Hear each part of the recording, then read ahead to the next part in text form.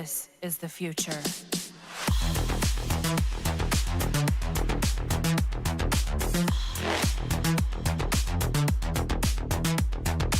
Evolution.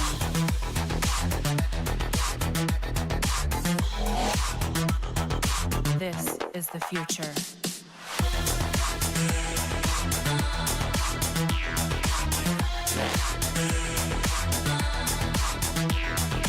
Evolution.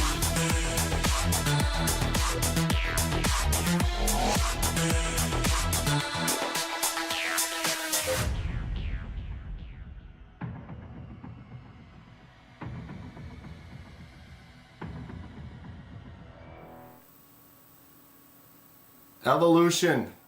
This is the future. Hello, chat. Say hi to chat. Vertical live. Say hi to regular live.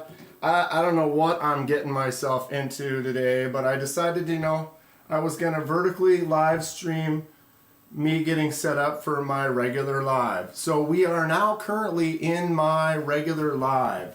I have no idea how long I'm going to keep this vertical one going. I don't know what I'm doing. Okay, I have my headphones in, which is giving me my sound. It's 15 seconds behind, but now it's good to go, so I'm going to remove that. But I can use that to check periodically. Okay, so we're here. We're there. My phone and my TV is totally different. They're probably out of sync. Boom, one. Yeah, see now we, when I'm looking at you, we are like 15 seconds ahead of them, which is the world. But you are also the world. This is fun. I have issues, ladies and gentlemen. I have some serious issues. Hello, everyone. Raid the regular stream with my vertical live. Okay, so can I copy that? Can I paste that again?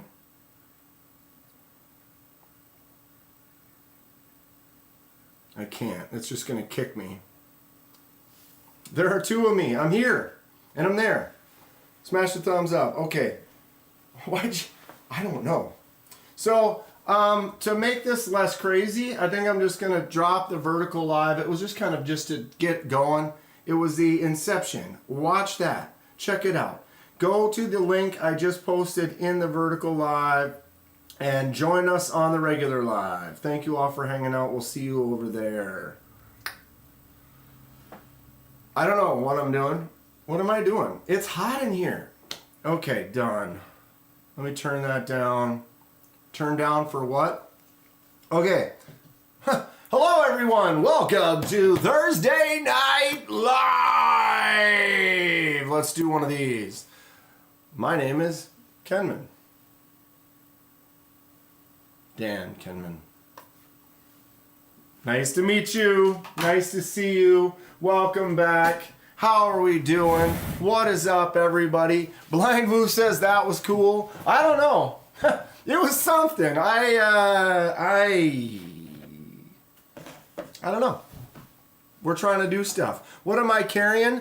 Today I carried, whoa, and I just failed my opening in my clothes. The Demco AD 20.5. If you watch the shorts that I post a daily pocket check every day. I am on day number 610? Something like that? You're overwhelmed? I'm so overwhelmed. Not watching baseball? I am here. Here for you. Here for you. I did. Thank you to Mick Ranger. He recommended it. We will even look at them right now. Boom. We'll look at this later. I have not affiliation. I have no affiliate. I have no profitability of this. But if you love the Demco AD 20.5, you have one like this with the small pivot. They have these on sale right now at Knife Center. $49.99, half price. These are $100. $49.99 gets you 2 scales and a backspacer all titanium for the Demco 80 a 20.5. What? Yeah. We're just going to go straight to the table even. So, I'll set that right there. Huh? Boom. Okay. Here they are. Just got them in the mail. I got the stone washed ones. So that's what she's going to look like on there. Perfect fit. I am going to anodize these. So, anodization station will commence. What are we going to do with it? What are we going to anodize it? How are we going to, what color? What do you want to see? Is that for me, underwear boy? Mine's OS 10. OS 10. Not, I mean, I haven't had any issues with it. I've cut some stuff. I sharpened it. It seems to be all right. Is OS 10 my first pick? No. That's just the one that I was able to get when I got it. What's up, Ken Fixed? How are you doing? How's everyone else? Let's run through the list. Underwear boy, Blind Boo, Fury. We had some fun. We just did a Inception vertical live to regular live to combo to here we are. What's up, Adventure Man? My buddy, a North Valley says 8 Towsers. I need 8 Towsers. I only need to buy 4 more Towsers. Don't tempt me with a good time. Is the Ultim one still on sale? Or is it out of stock? Probably went out of stock already. We got Joe Kasperick. We got Dylan Mallory in the house. What's up, Dylan?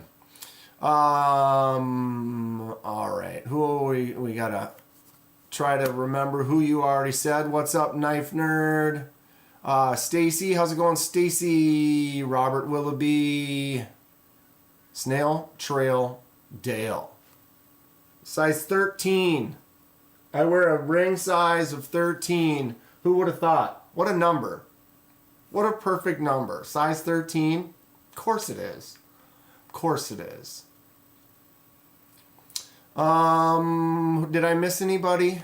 Kathleen Smith, Marco, and Mick Ranger, all right at the beginning there. All right. Excellent. Lovely Thursday. OS 10 takes a pretty good edge. Put a 22 degree edge on yours. And it's held up great. 22 degree, huh? The old double deuce? Why wouldn't you? Oh, God. What's the knife that looks like a butterfly? That is my most... Have I posted this yet? Sneak peek? I haven't posted this one yet either.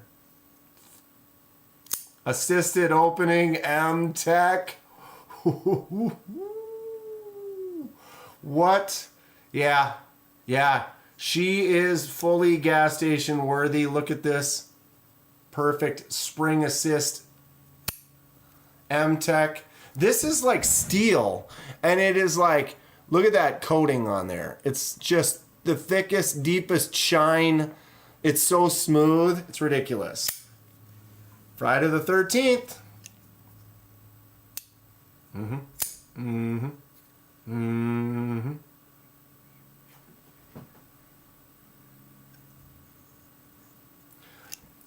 North Valley says OS 10A is best steel. But yeah, so this is my most recent gas station acquisition. Super shiny blade M-Tech. This has a 3CR13. Assisted open 3CR13. And it's got all the classic gas station things. USA design. And then China right there. Tip down, clip only, ugly clip, and a silly pattern with a gorgeous assist spring. That's a gas station beaut all day long. M-Tech's a banger, bro. Joe's got a knife coming from Kaiser that you won last month giveaway. Don't know what it is. It's their choice. That's always fun. Tip down on a gasser every time, bro.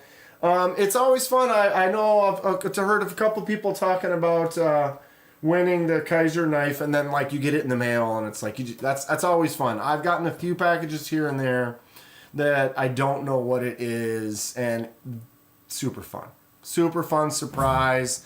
I mean, generally I know, oh, today we're doing an unboxing, it's from here, it's this. But when you get one and you don't know exactly what it is, like Lanyard Man sent me a couple, like when I got I think the Golden Design Works Caliber, I think that one was one I didn't know what it was. He was like, oh, I sent you a lefty knife to check out. And then I opened it, it was that. It was like, oh, this is probably one of the sweetest knives ever. What's up, Thomas Connolly? Just got a Spyderco Janusong because the USA changed their import laws. Right? Yeah, those taxes are getting to be, like, you want to order something from Kubi, it's $35 for shipping. Woo!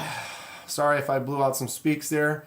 3CR, man, that will definitely hold an edge for minutes. Maybe one cut. One cut. Well. Good old TKE.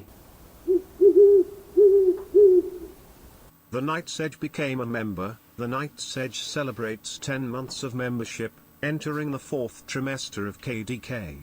I'm crowning.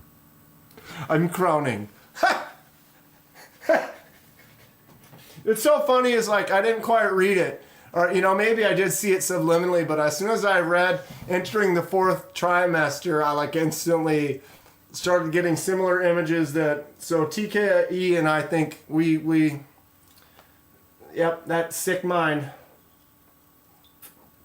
Stacy won off of Facebook concept like that. That's fun. Which concept did you get? Eagle Scout EDC is here, ladies and gentlemen. How's it going, Eagle Scout? What are you up to? You getting close to 700? How are the numbers? Adventure Man won a Kaiser through bees, and you got an Exist with a clutch lock. Only downfall was the clip. Just don't like the clip, or did it break or something, or just not a clip that you prefer? The Janusong itself was illegal to ship. Oh. It fell into Balisong laws, so import to USA was a no-go. But you can do it now, or?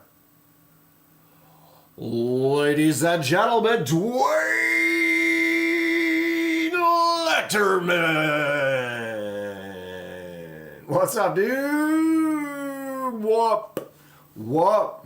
Yo, what? Bruh. Kevin Smith and Knives sent me a care package. You guys saw that video? He put this knife in there for me, which was very nice and unnecessary.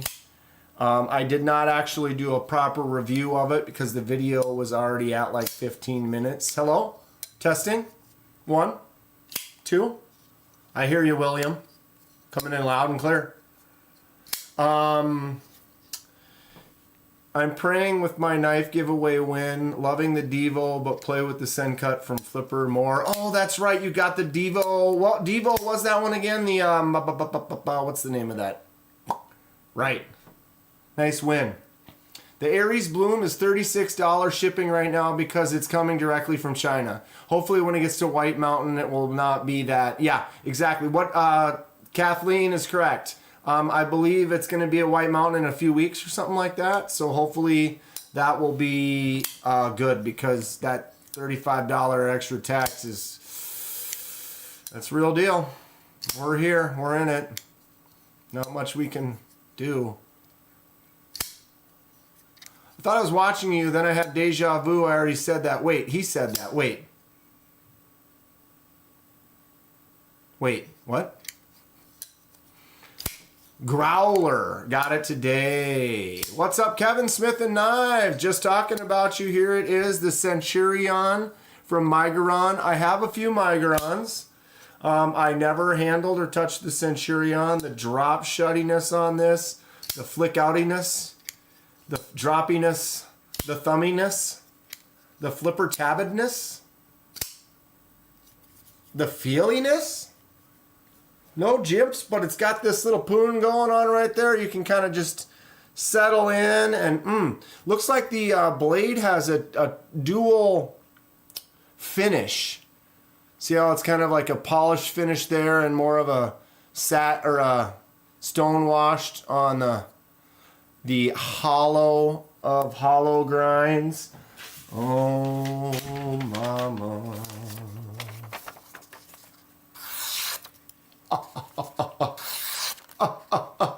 Oh, it's so sharp. This hollow grind on this bad boy. Oh, I love it. It's this action right here. That's what gets me, kids. You want to get me? You want to get the tingles going? Give me a nice hollow grind. Let me kind of go like this and discover it and be like, home. What's up, Iowa? Iowa AK. Valley had a growler for an hour that White Mountain accidentally sent you. And then you're like, dang, I could just pretend I never received this. But yeah, action on this Centurion is quite nice. Gotta love that little bit of poon on there, right? Oh, dude, it's a really nice settling point. Just sits right in there. Bam. So yeah, we're going to the Badger Knife Club Knife Show. Bruges. Here it is. Badger Knife Club. March 28th, 29th, 30th, which is this weekend. It looks like Iowa, myself, Justin, Laid Off Pete, Brian,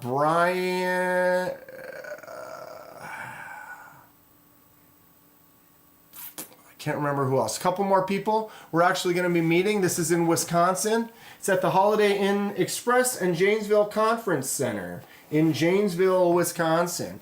It's about a 4.5 hour drive for me. We are going to be meeting on Saturday. If anyone lives in Wisconsin or in the area and is looking for something to do, and join us. We're going to have some fun. We are going to check it out. One of the finest regional shows in the United States with 175 tables, custom knives, factory knives, antiques, dealers, supplies, displays. $5 at the door.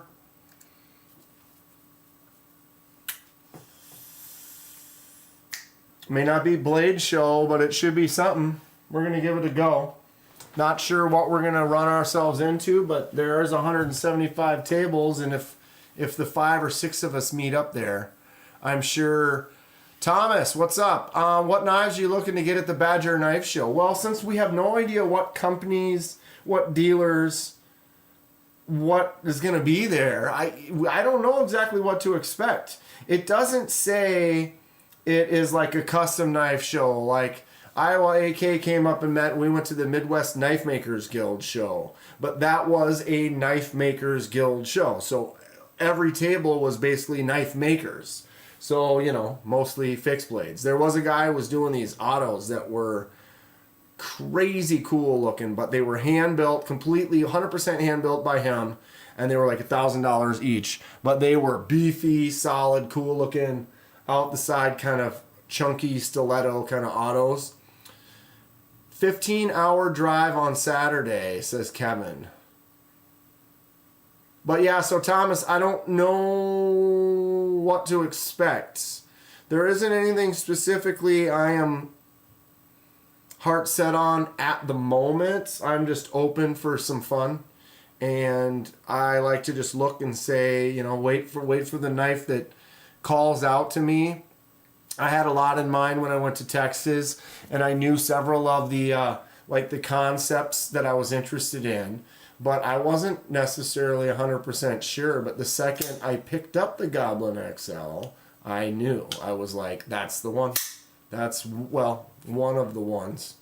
But, you know, you're not really sure. I love the Frag Titanium, so I saw that one on the table. I know that Concept has several knives that were in a way similar, with some nice titanium handles and some frag and some cool designs, sizes, and stuff. But ultimately, I saw this one and it was like, oh yeah, no doubt. I picked up the Leviathan directly before that, and didn't like it as much. It was cool. It was huge.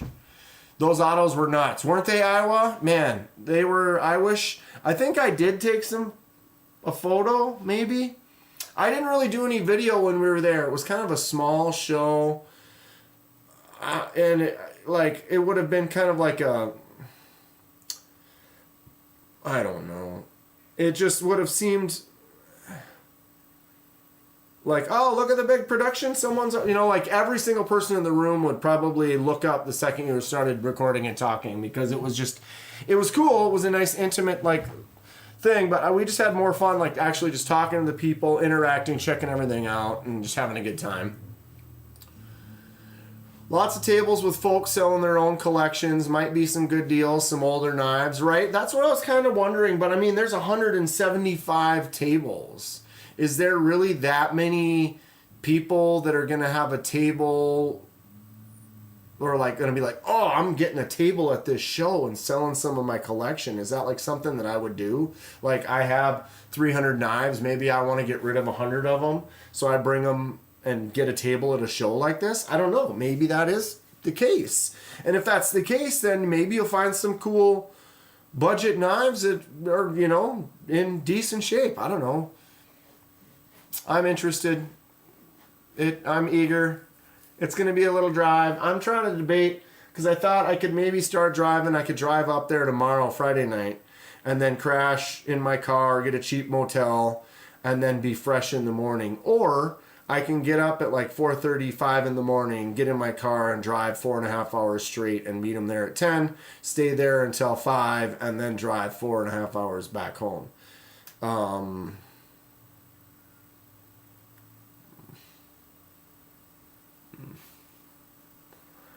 I was bringing 700 to play with. I will not be doing that. Had I not just got back from Texas, just bought 1,000, almost $1,300 for the new computer. We're going to be setting up in the new room. I'm super excited about it. As soon as I get the computer, we're going to get that set up, start building the shelves, start moving in there. What's going on tonight, Clint? And so I'm very excited about it. Plus the new computer, we won't be maxing out. My CPU is running at 87% right now, and all we're doing is live streaming. And the live stream does, the studio does suck up quite a bit of power. And then I'll have a couple of pages up we can look at, but that's pretty much it. That maxes me out. So this new computer, I'm not going to have anywhere near, because honestly, what was the numbers? This one has 2. The new one has 30. I don't remember. We're going to be fine. We're going to be just fine. I hope there's some custom guys with some neat presentations like some of the guys in Minnesota. Oh yeah, some guy had a blade and he batoned it into a Pakistani blade to show his steel was so solid that he took a cheap steel, put his on there, and then pounded it into the other knife, showing the superior strength and hardness. Get a local hotel, stay for at least a day, 2 of the Badger show. Driving 8 hours in one day is rough. Yeah, it is, Thomas, but I drove 15 hours in one day to come home from Texas. 14 hours, 45 minutes. I made 3 stops. At the stops, I got gas, I got food, I went to the bathroom, got back in the car. Each stop had to be, basically was 10 minutes or less. And one of the stops I managed to find some gas station knives, and I bought this. So even with the stopping for gas 3 times, buying a gas station knife, I was able to make a 14-hour and 15-minute trip in 14:45. So I crushed it. Not that that's something that I want to do.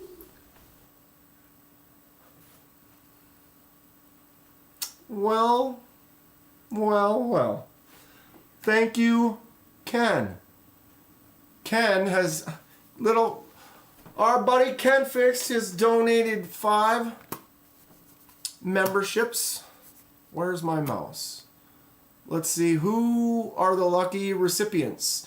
We got Knife Nut 69, Todd, Carr, Bryant, Gortney, Scott, and Gareth. Congratulations, y'all. What a guy, huh? You now are a member for a month. If you want to renew it after a month, you can. If not, it will just expire, which is fine. If you want to help support the channel, then renew. There are emojis available for you now. I'll just pop a few of them up there. If you do get yourself a membership, it does give you some access to that and some other potential wonderful things. Is it warm enough to crash in your car? I don't know, Kathleen, on Friday night, but lately it's been pretty warm. It's like 60 degrees in Minnesota today. Overnights is where it's been dropping down. We've had days in the 50s, but it dropped down to 15, 20 at night. And then it was like 16 degrees in the morning. And by noon it was 40. And by like 2 it was like 55. It's like, welcome to Minnesota. There's some emojis blasting in the chat there. I appreciate all of you. Thank you, Ken, again for donating the 5 gifted memberships. That's very cool. Where were we? Squirrel. Speaking of squirrel. So yeah, I gotta figure out if I'm maybe gonna drive up tomorrow night. I am a road tripping freak. Usually I will wake up between 6 and 7 anyway. So if I got up at like 4:30 or 5, it's not like you're really getting up that early. It's just then putting in that day, the drive, and then the excitement and the fun being with everyone at the show, and then having to then put in that 4.5 hour drive back. We'll see. I have until about this time tomorrow to make a decision. I thought about maybe sleeping in the car too, but at the same time, gonna be 80 in eastern Iowa tomorrow? Really? Wow. Summer is here. The time is right. What's up, Herne? Morning. Do I have a tenable Fenrir you can show us? Okay. No. I do not have a tenable Fenrir. But I do have a concept Fenrir. So, I mean, it's similar. The difference is this is a concept premium lefty version. So this is a lefty liner lock. We have the shredded carbon fiber and titanium, and then S35 VN on the blade. And what the main difference is the tenable ones are more budget friendly. This is obviously premium. The budget friendly, they're a little bit closer to like the $50, $60 range, I believe. And they'll have like aluminum, G10, things like that. The other difference is it does not have the front flipper. So the tenable one, there is no front flipper, which is kind of strange that they took the front flipper off. It is a fun front flipper. It's an easy to actuate front flipper. And then the other difference is it's not a liner lock, it's actually a button lock. So it has a button on there. I wanted to get one. Your pre-live threw me off. Right, Lanyard Man? I don't know what I got wild with it, you know, and so I was like, let's just have some Inception fun. And there it is. So the Fenrir is awesome. I was gonna get one when I was in Texas, but literally they had them on sale for all the tenables were $40, which is an amazing price. And a lot of them were already gone by the time I got to the table. And so they only had like 1 or 2 of the Fenrirs, and they weren't. I wanted the version that has the frag on it. and they didn't have that. They only had 2 left. Someone was looking at the one. I think they probably bought it.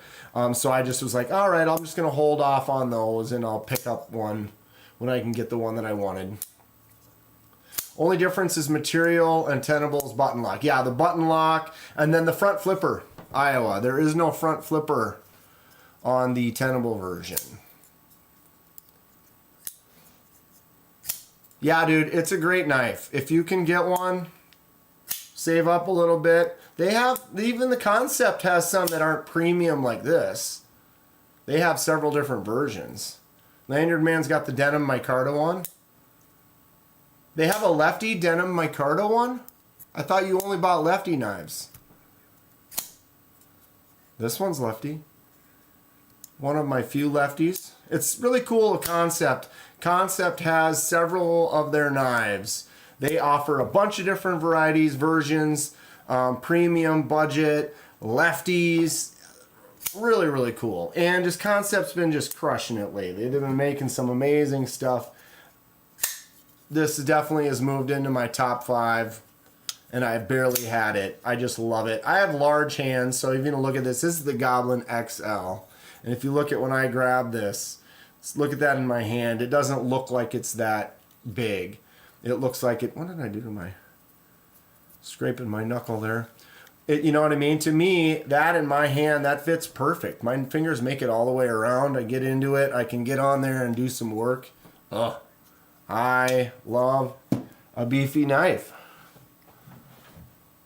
You got the red Frag aluminum one. Yeah, I want to get one of the Frag ones, and there just weren't any. I did get the that Fenrir you got is a real looker, dude. I cherish it. I trust. I think it's one of my tops. It's also it's a lefty knife. Sorry, I'm roaming around the house. There it is. But it's definitely one of my favorites just because it's one of the lefties. Tenable at Blade Show. It was a birthday gift for Carrie and Cut. And the Tenable version has a reversible clip too. Ooh, yeah. Yeah, I wanted one. I think it might have been Lanyard Man that was holding that when I saw it. But I did get this one. This is the Tenable Nest Street. Button lock Nest Street. Thumbs out, great. This button is crazy. You just barely touch it and then it drops. And you can basically push the button, take your finger off of it, and the blade still just closes all the way. It's really nice. Great action on there. 14C 28N and micarta. Feels just fantastic in the hand. Large blade. Good action on the button lock. Boom. That is indeed what she said. What is my current favorite knife company?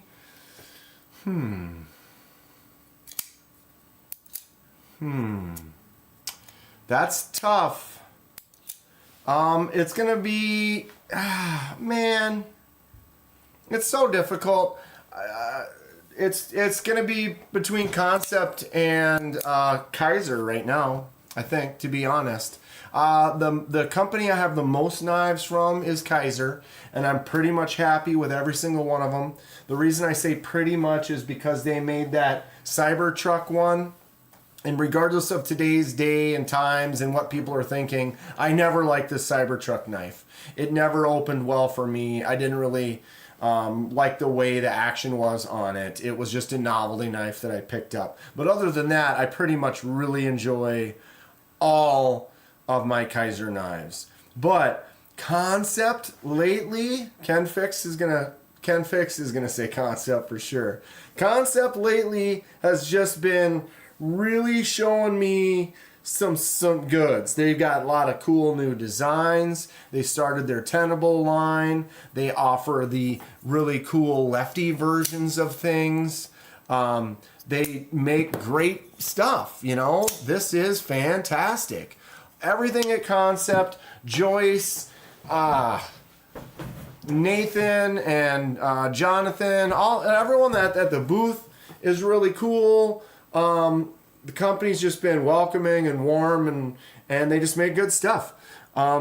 So between that, I'd say it's a Kaiser Concept kind of a world for me right now. But at the same time, I love KC, the Knives Fast channel. He makes some great stuff. I can't really say it's my favorite because there's only a few of them, but I really do enjoy them. What do we think about the bead blast I did on this Microjet? This was a black blade, and I did a bead blast at work with a number 10 bead, and I put the setting on low so that it was really mild on its blast. It was black just like this. So everything was all black, the liners are black, and I just bead blasted just that blade because I love contrast. And when you close it now, boom. You can see that blade inside there. When that was black and you'd close it like that, the whole blade was black. This just looked like a solid black. There was just nothing to it. And what's cool is because I did such a subtle, light removal of that black, it's kind of a difficult, it's hard to explain it, but it has this crazy, metallic jet black, kind of like it's black but it's not black because it's silver, but at angles it fades into this black or something. I don't know. New Tempest is coming out, looks dope. KDK is cheating on Kaiser with Concept. Loser in the house. What's up, Lou? I gave props to Kaiser. Kaiser kind of disappeared, though. They don't respond to me anymore. I haven't gotten any, not that I'm going to fall out just because they don't send me stuff. I bought 99% of the Kaisers that I have. But I don't know, they've gone through some changes right now at the company, and they're not really sending knives out to anybody. It looks like a gunmetal black, right? I love it. I want more. I want to do some more with that. But the problem is we started black. And so it's you'd have to make it black and then bead blast it to get it like that. But I'm pretty happy with how it turned out. Great knife. Super, super knife. Shades or sunglasses? No. I mean, yeah. Shades. I wear my sunglasses at night. Oh yeah, Ken Fix picked up the Spike, the Concept Spike, and he was basically just barely touching it, and it was and bleeding. Sorry for your incorrect, I don't even remember what, last stream. Blade HQ will not ship international. Okay, so they do, but it was $40. Well, thank you for the correction. Kaiser seems to be going through some stuff. We'll have to see if they're good changes. I still think they flooded the market a bit, especially. Yeah, Kathleen, I think that might be part of it. I think maybe they kind of spread themselves out pretty wide, made a whole bunch of knives before they were selling things, and maybe then they didn't have things sell out as quick or whatever. But I think that I heard a few of their promotions people or whatever jumped ship and went somewhere else, but I don't know for sure. I support Concept as your new mistress. Well, thank you, Lou. Good to see you, Lou. How you been? Yeah, Iowa says he hears they went through a huge staff change. Right? I honestly haven't tried to reach out to them in weeks. Not a huge concern for me. But I do think I do want to reach out to them soon and see what's going on and see if I can kind of get on the good rankings with them. I did hear that I know Kathleen will love it, but I hear that they are going to make a lefty Milita. They've been talking about it for a while, but I kind of, who was it? What's his name? The designer is on Facebook or whatever, and I saw it. He had made a post about potentially doing a lefty, and it's man, if they make a lefty anything, that I need to get that, I mean, come on. Yeah, they blasted out some stuff, Lou, really quick, and over a few months it was like, oh, there's 8 new things this month, and 8 no, just so many new things so quick. I almost wonder they needed to slow their roll a sec. My swimming pants have a galaxy in them somehow. A galaxy theme. That sounds great. I need to get me some swimming pants. My new mistress? Dude, Concept is rad. I've got nothing but good to say. I have at least a dozen or more from Concept. Let me grab one of my top 5. We've talked about this. We've talked about this.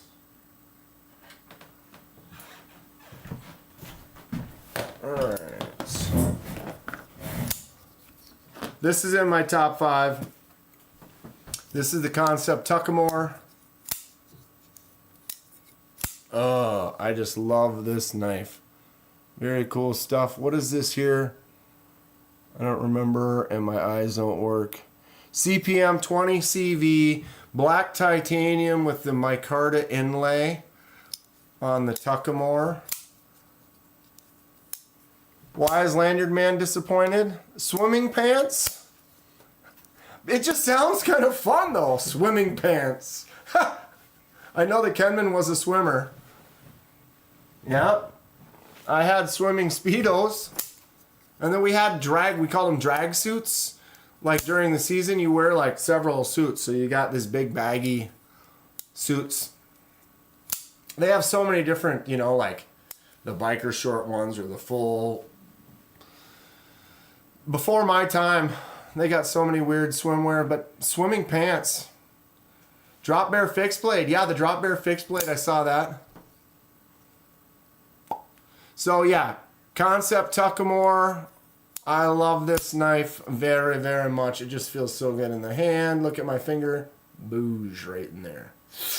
Slicey. Dicey. We have the Concept Shikari and a focus issue. Come on.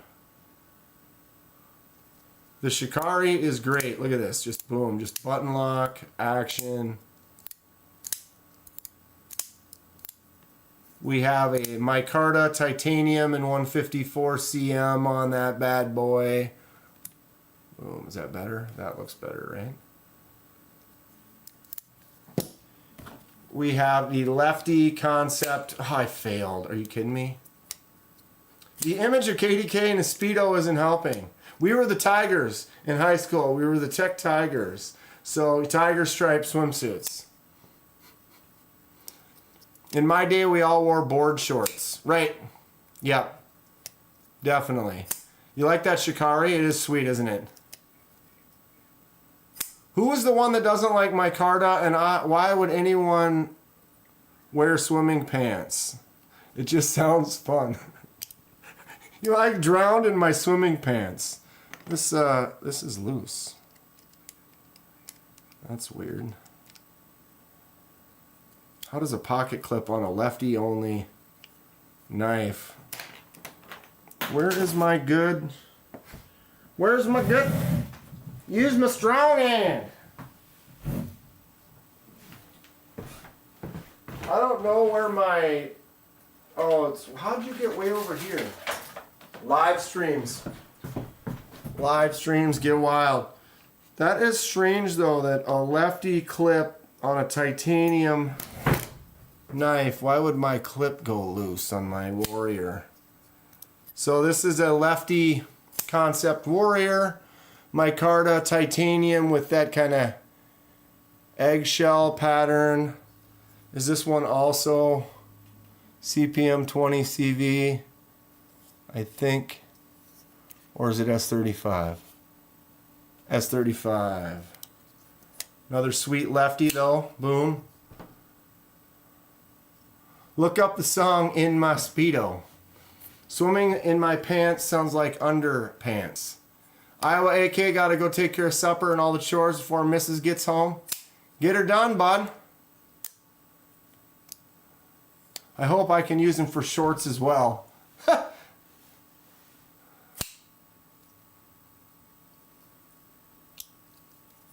Okay, so what was the one I haven't looked at? Oh, then we've got this one. The Concept BTF. This thing is sick. Dude, thumb disc?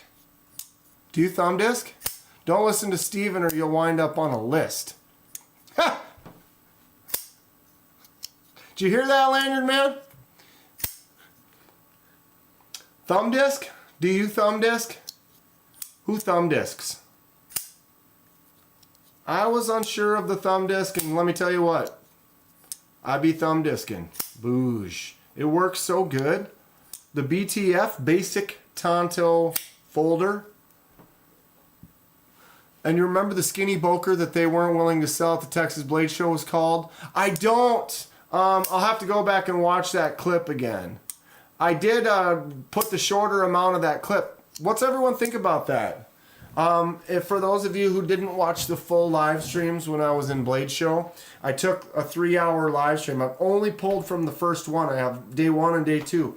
But I pulled from day 1 every time I went to like Case or went to one of the tables. And it was like more than like 3 or 4 minutes. I basically have been pulling those clips, and then posting them as videos. And to not make it seem like I feel like I'm cheating, posting blades or posting videos that were already in a live that I've already broadcast, they're kind of secondary videos. So I've been posting 2 a day. If you guys haven't noticed, since I got back from Texas, I've been posting 2 videos a day. One of them is my normal video, and then the other one is a clip from the live streams of the Blade Show Texas footage. What do you guys think of that? Give me some feedback in the chat. I appreciate it. Have you watched any of them? Did you watch the entire live stream? Were you watching it live, or did you watch it later? Or would you rather just watch clips of it and then you can just watch just the Case stuff or just the stuff with Ben or whatever? My man Fook Doo's in the house. Bro, you're going to be posting Texas Blade Show content till Atlanta. I'm throwing them in an addition. I could have them be individual videos. Like that Case video, it's just 7.5 minutes long. That could be a video for that day. And it would take me months. I've literally filmed almost no unboxing videos of the knives I got from Texas yet. I did the Odd 21 because I had to get it to Ken.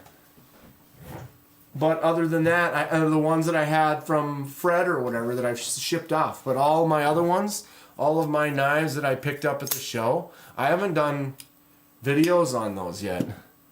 Ha! That's crazy. What's with all the slip joints on the screen? Oh, we can talk about that. So here's the BTF, last chance on that one. So these are some of the newer ones from Concept that I've been really enjoying. Slip joints are for nerds. Nerds? Oh, how about this? Is that better? I'll slip your joint. Wait. Which one first? We'll look at this one. Here's my Jack Wolf. Primo Jack. Boom.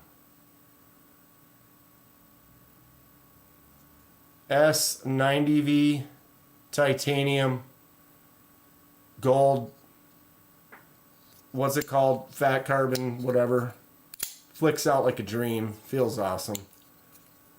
S90V. Boosh. Think the knife you're talking about from Boker is being released at Atlanta? That might be. That sucked though that Boker was not able to sell anything. Oh, that was painful. So Lou, these here, KDK is feisty tonight. All for you, Lou. All for you. So these right here, bing, bing, bing, and bing, were from my estate sale find. I have a old Volkswagen, a 1990 Volkswagen GTI that I'd love to fix up and do some stuff to one day. It's been in storage out on a farm, basically. And she is moving, or she has basically moved. And I had to go pick up my car. Went, picked up the car, talked to her for a bit. She's like, yeah, we're having a sale. We've got some stuff. There are some knives and some lighters and things in there if you're interested. And I was like, ooh. She obviously had her family go through and take out all the fun stuff, you know, for the grandkids or whatever. So if there's any, you know, grandpa's knives and stuff like that, they kind of got picked through. So I'm hoping there was some really nice stuff in there that the kids got that they can cherish and keep in the family, which is cool. But she did have a box with a whole bunch of $2, $3 stickers on it. And I grabbed 1, 2, 3, 4 knives. Was that all the knives? Let me move this out of the way. She gave me this little cigar box to put everything in. And essentially, this is the goodies. Look at this. It's this axe. Whoops. There it is. Axe lighter. We got an old Camel Zippo. And look at that. This, you know, it's like from the 80s or 90s, I think. But that is all metal, that patina. The only way you can patina something up like that is to have it in your pocket, touching something else for years. All jacked up on that Red Bull. Got a couple of these. I need to put some fuel in them. These are also from the 90s. And then look at this one. I'm going to set this right there. So this one here, you push up, or yeah, so you grab the handle and you push up and it opens it, and then you can spark light it, and then when you bring it down, see that lid? The lid pops over that and then opens up. Boom.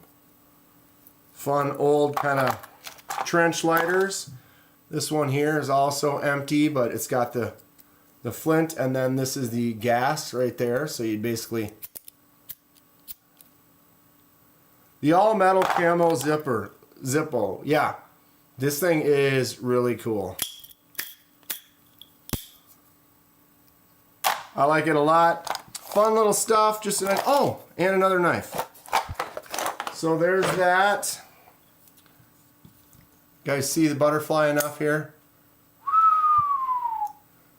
Tackling fuel. We need to get some fuel up in there. Look at the cute little lander family. All right, we'll get to it. So I picked up these. Let's take a look at them one at a time quick here.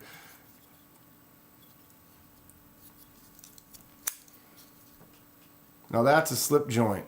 So this one says stainless china, but look at that.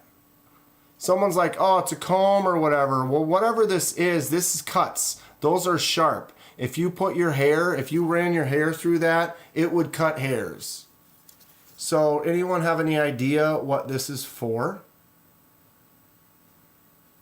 We moved up to M-Tech. Woo! Too rich for my blood. Fook, yours is still, yours made the video. Did I not post that video yet? I can't remember if I posted the M-Tech one. I'm pretty sure I haven't. But this made the video. The Fook Dragon, I call it now. This is the official Fook Dragon. It's a winner. Be a winner at the game of life. But yeah, is this for grooming your hog? They got thick hair. They have tough bristles on that hog. Maybe. It's definitely going to cut though. Like if you're brushing, it's also going to cut. And it has a solid half stop to it. Right? Fun little interesting design. All right, number 2. Now someone had mentioned in the last one, they knew they had a name for this. But the way this one works is, see the blade has this on the end. This is for one-handed use. And so when it's closed, see how that makes like a loop? So you can push that against a table or something. Titanium Justin became a member. Titanium Justin celebrates 9 months of membership. Ooh, Kenman. You poop knifed. Ooh, Kenman. You poop knifed. Ha!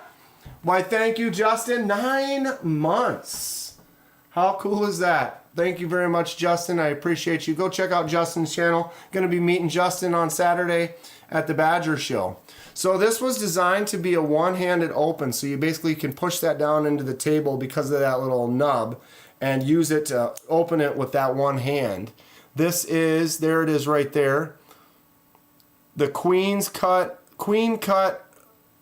Musville, Pennsylvania. So this is the Queen or whatever. So apparently this one has some historical significance. One-armed guys would also hook it on their pocket to open it. Has a nice half stop. Boom. It does have a secondary blade. The secondary blade is broken though. If you kind of get it out a little bit, it just kind of swings. It looks like we're missing a piece from the back right there that would stop the blade. So the blade, just that kind of blade is swinging free. But the other one is solid for sure. When that one's in, it stays in, and this one works. So that's the Queen from Pennsylvania.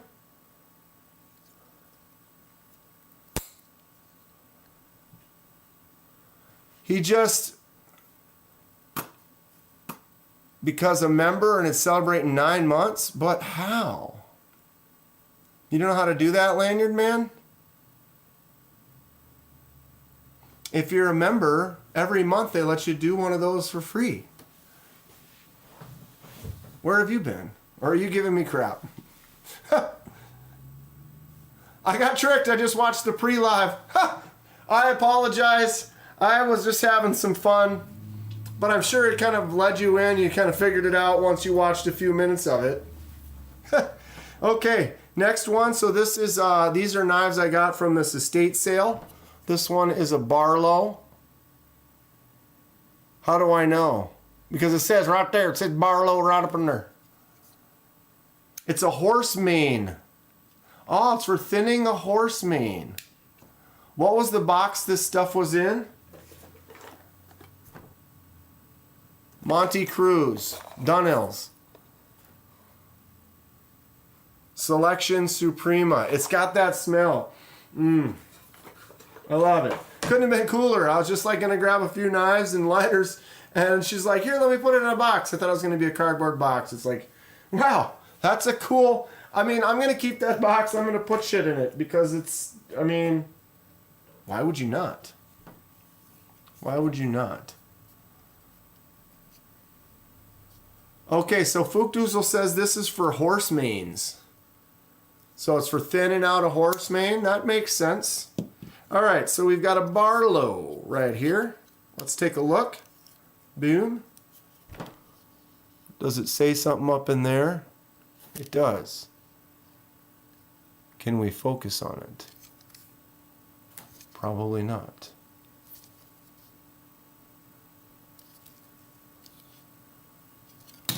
Jesus Christ, Dan. That's how you scratch your titanium, right?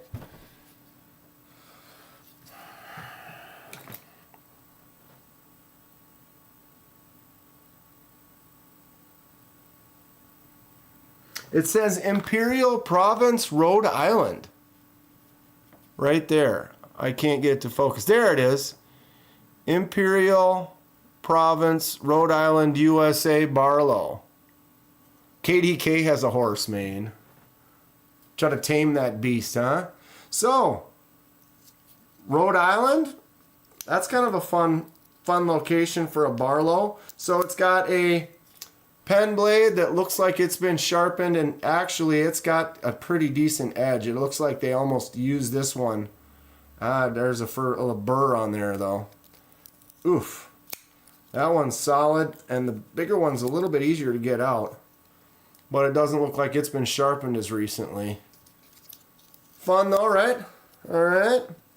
And then the last one, it's this one here. Imperial is by Shred.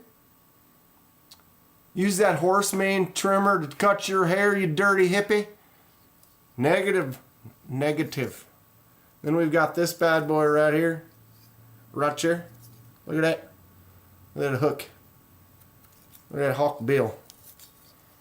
And this one,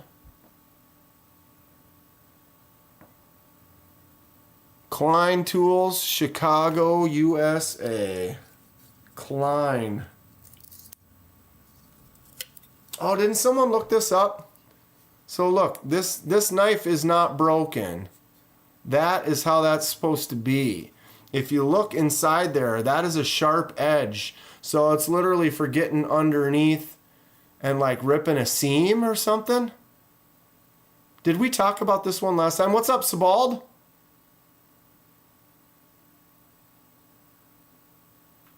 What kind of Yahoo would be a member of this shit show?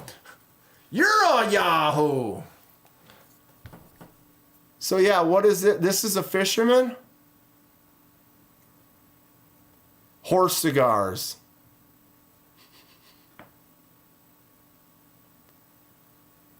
So yeah, anyone have an idea like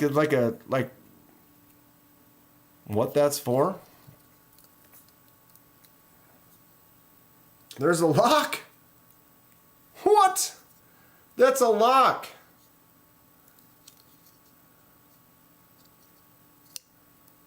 See that? That's like a liner lock. What? No way. Doesn't work for this one though. So the big blade doesn't have a lock, but the small one does. Are we cleaning these up or leaving the patina, aka funk?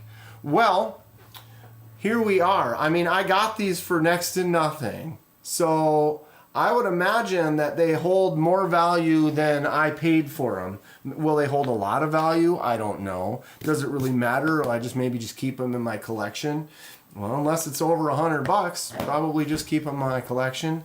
So maybe we'll get in there, polish up the rust, remove it, clean them up, do a little restore or something. I don't know. What does everyone think? All right. Whenever Justin recommends something to me, it's often that I may or may not buy it. Chances are I'll buy it. Lou's got an old timer, a couple old timers with liner locks. Yeah, I didn't even know that lock was on there. All right, so here's the links Justin just gave us. Rough Rider, Bluegill, Hawkbill, Jig Bone, Folding Knife. I actually have one of these. No, mine's an old timer, but I have this exact style of knife, but it's an old timer.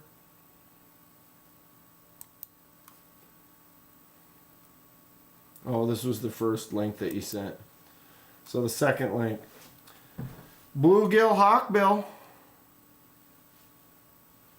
That's a really good looking knife. It says right here. It says right here. See? Highlights. Hawkbill is a really good looking knife. I've many Rough Riders from SMKW. That's a really good looking knife. It's a bit off topic. Bit. What is your email you use so that I can send you a picture of my swimming pants? I don't have an email right now. I'm using my Instagram. If you have Instagram, go on Instagram.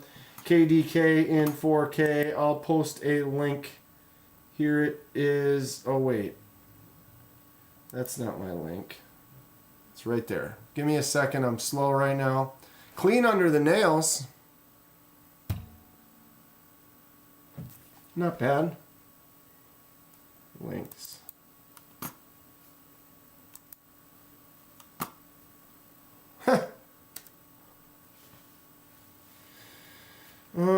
There it is.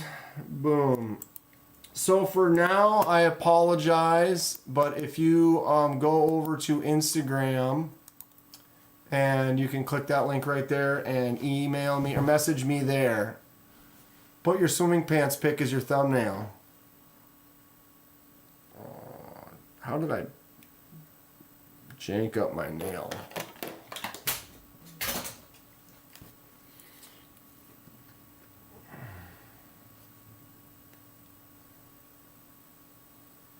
Yep, I got a surgery time. Which blade are we going to use? We're going to use this one right here.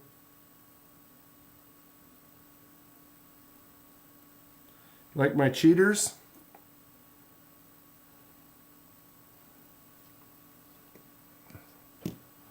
These are cheap $6 cheaters. The only way they will work is if I'm looking at something less than a foot away.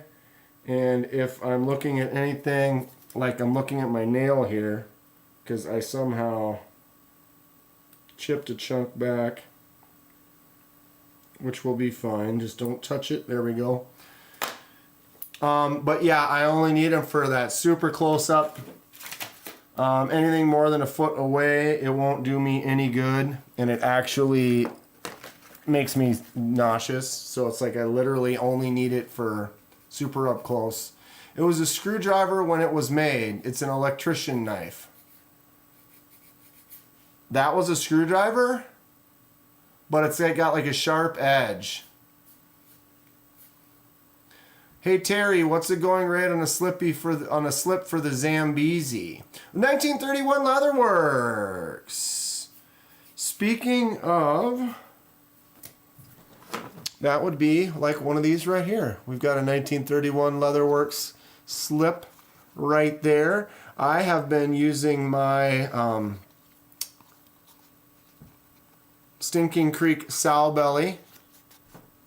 Doesn't fall out. Give it a squeeze and then drop it on your other knives as per usual.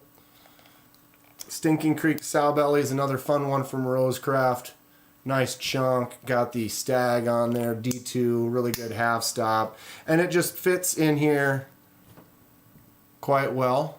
Getting some age and some weather to it. I have a Zambezi right here. This one's too big for my Zambezi.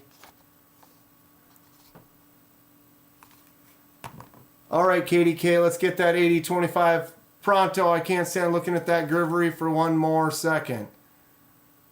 What, get it out of here? Or you want me to put it together?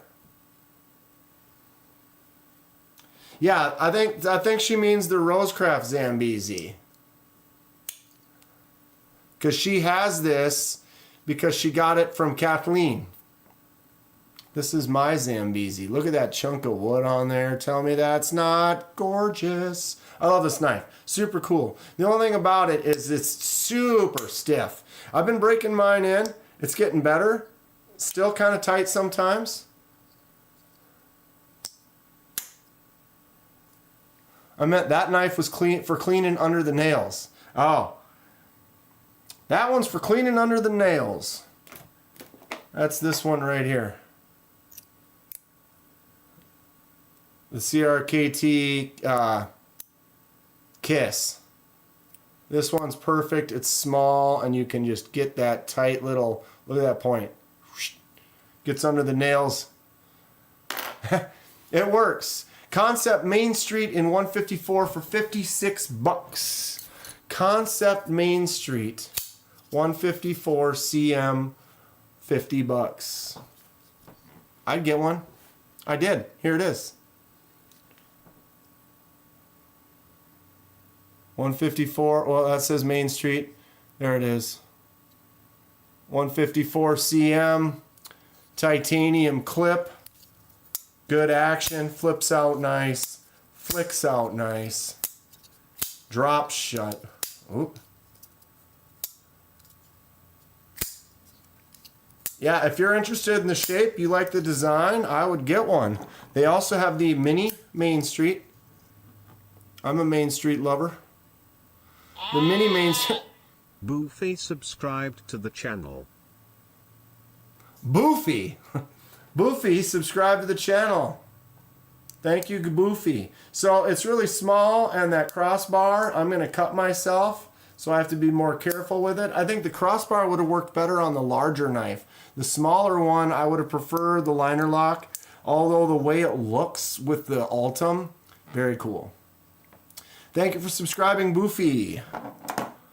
No captive pivot on the Main Street, that's why I passed. Are you sure there's no captive pivot?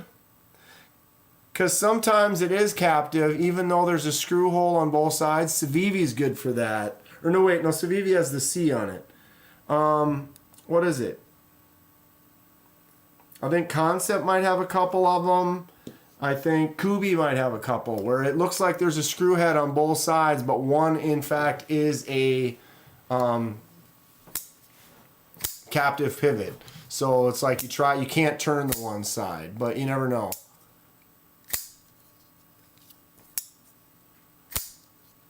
Okay, what's happening now? Going to get back to rendering. Bye, y'all. Hey, Dylan, good to see you, bud. Thanks for swinging by. Kung Fatty, the Zambezi is cool. Greetings and salutations, Salvo. What's up, bud? Okay, Sebald, what did you change? You got swim pants on?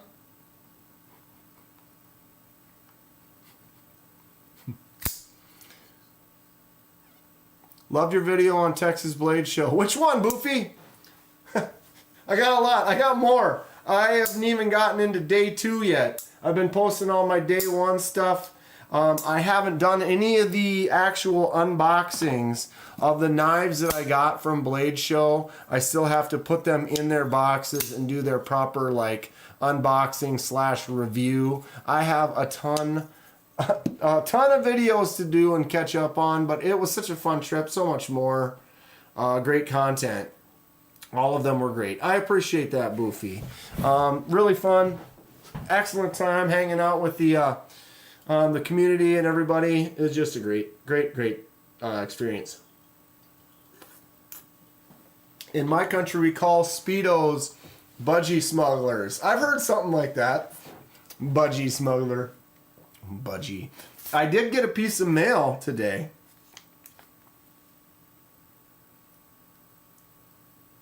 You read that? Drive, Kansas. The Kansas Turnpike Authority has sent me a letter in the mail. Should we find out? Let's find out. Ooh.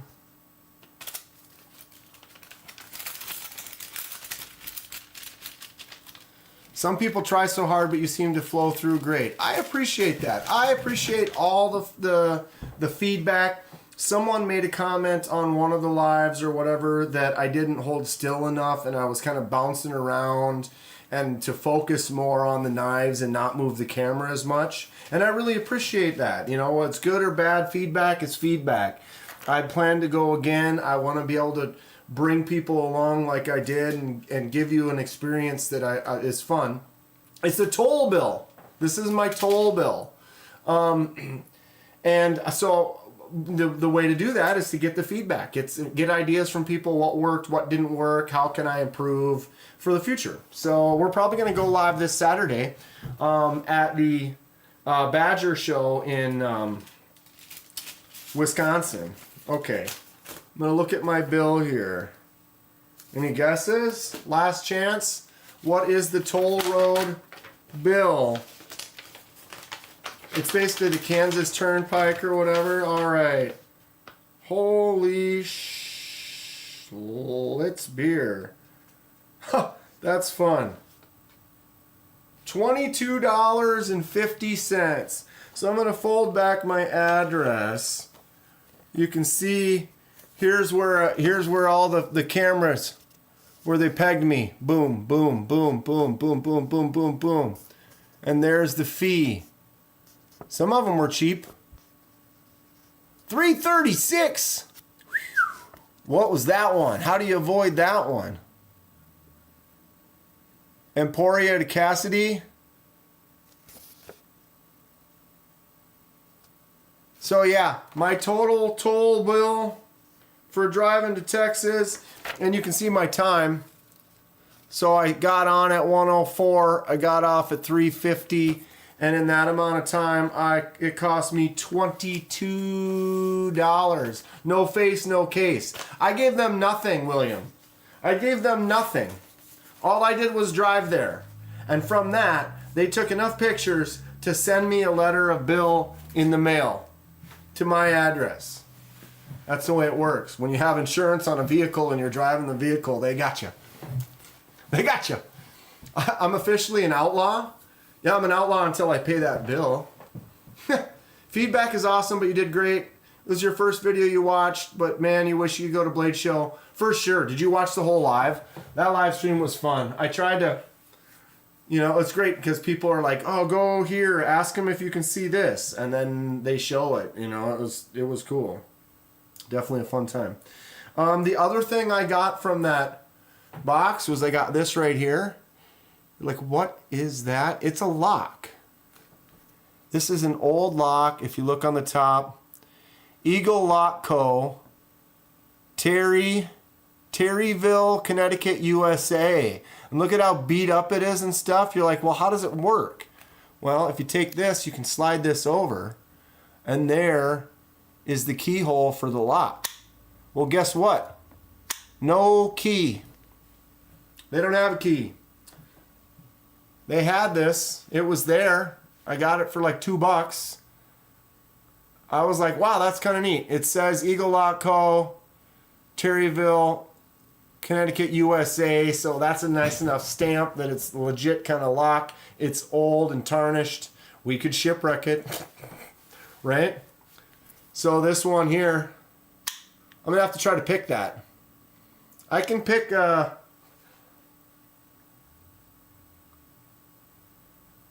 why not? I can pick handcuffs. You put me in handcuffs and you give me a hairpin, and I can get out.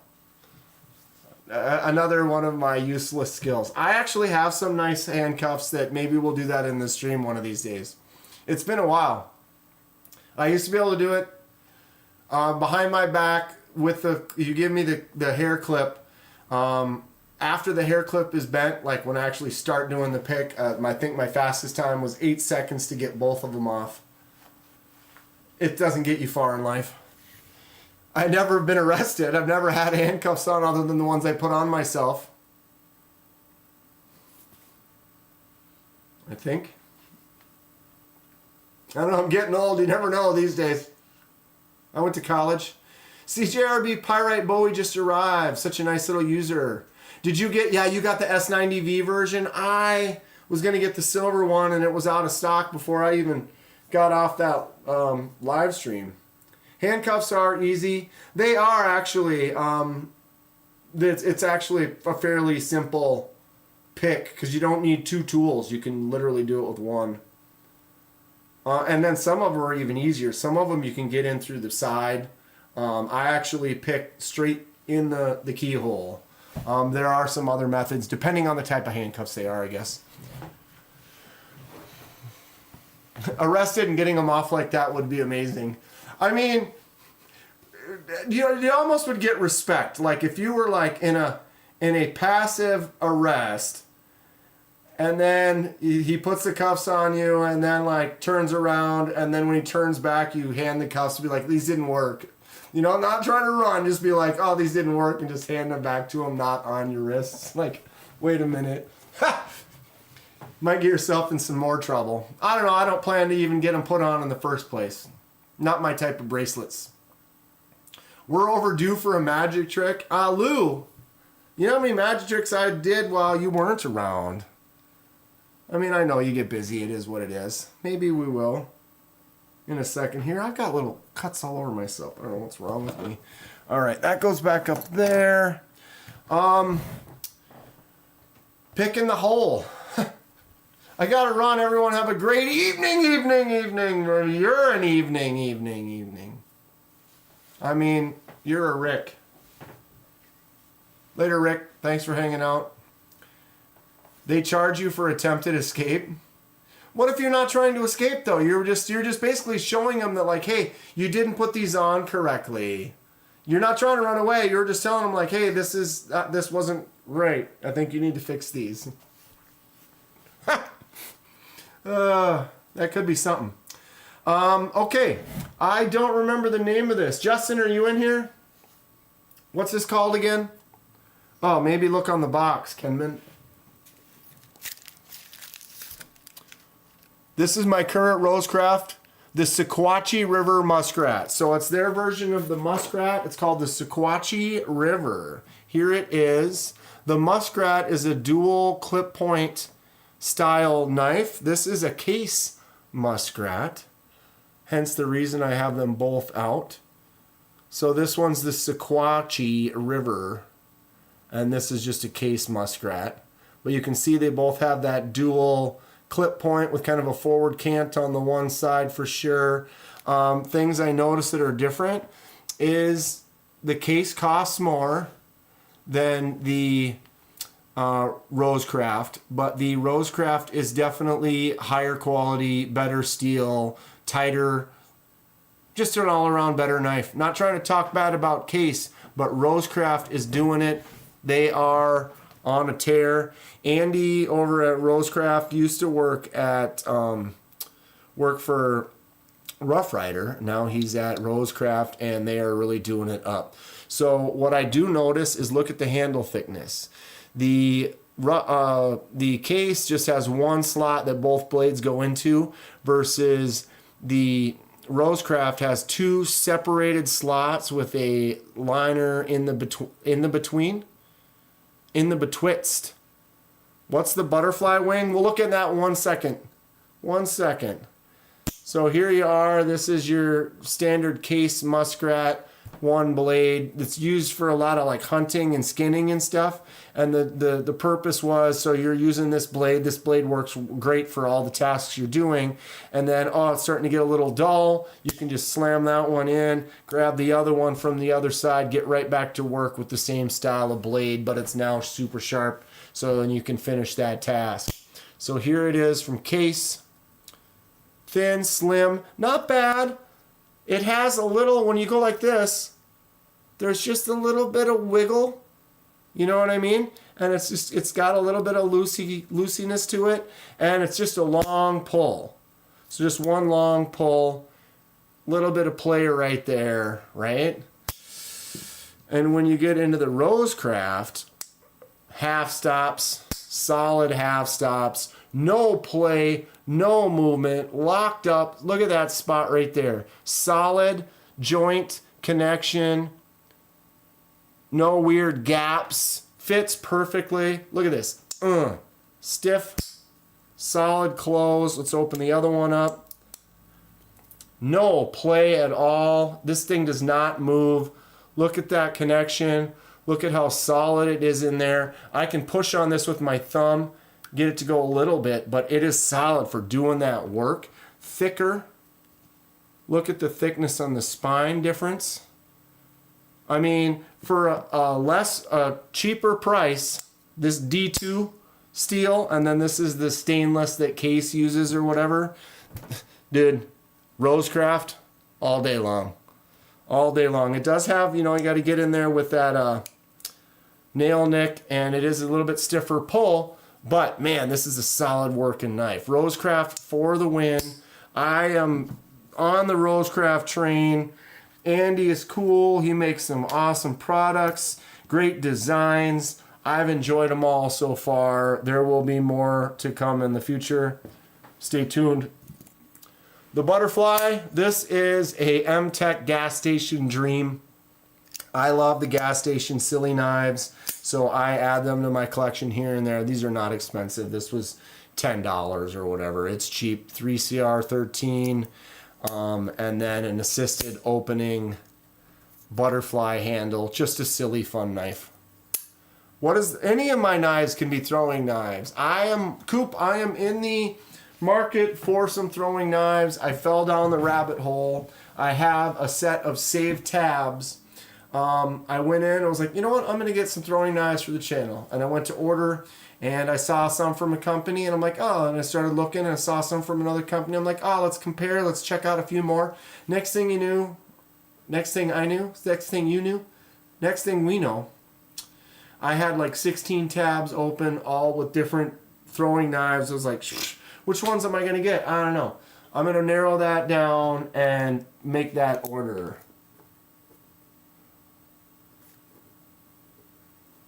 And we'll have some fun throwing knives soon.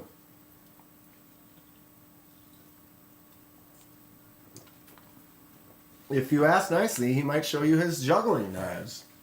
Truth. Truth facts. We got to get this one out. Oh my God. Na, na, na, na.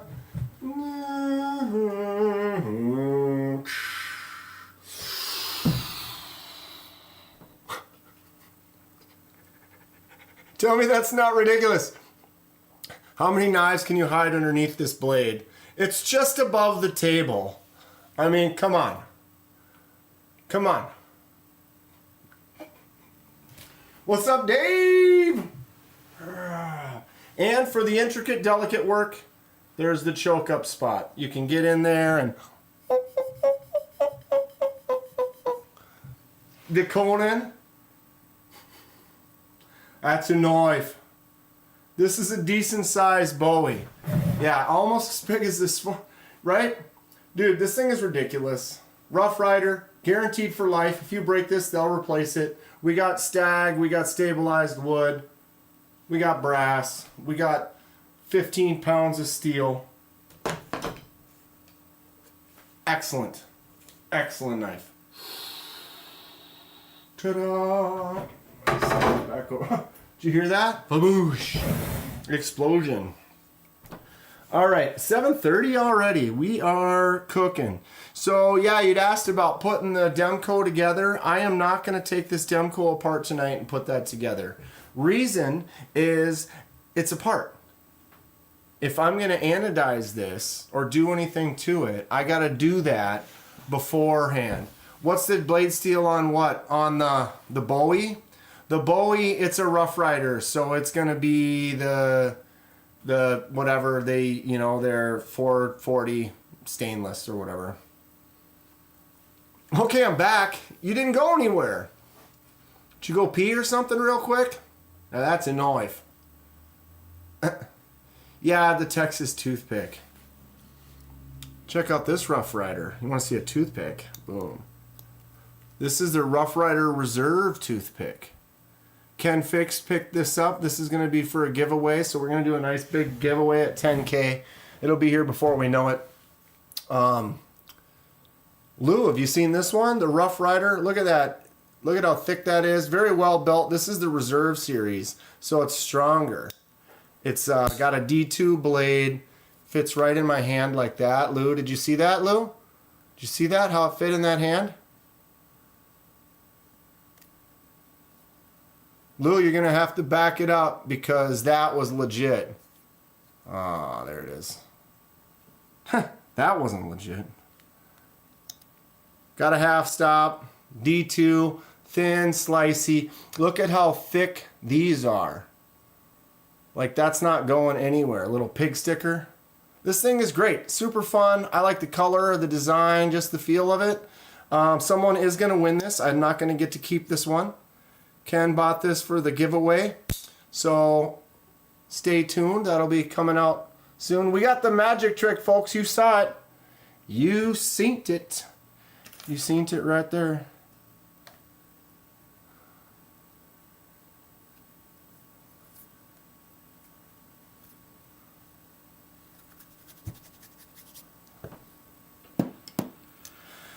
Oh, Lou. The toothpick. Hey, yeah. We got the magic trick, folks. I wonder if... Okay. Okay. Okay. God damn it. Son. Beavis. Okay, ready? Was that too fast for you? Okay, watch the loop. Ready? You're like, wait a minute. It's slipping around. I'll push my thumb into my hand. See, my thumb is into my hand. Last chance. Here we go. Ready? 1, 2, 3.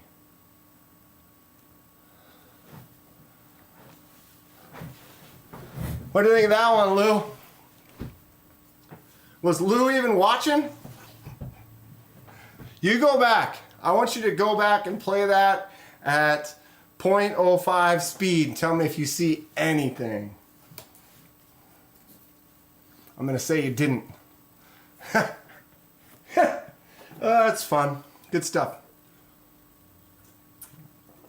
What's up, Steve K? How you doing, dude? I got a message. Is it Ken? It's usually Ken.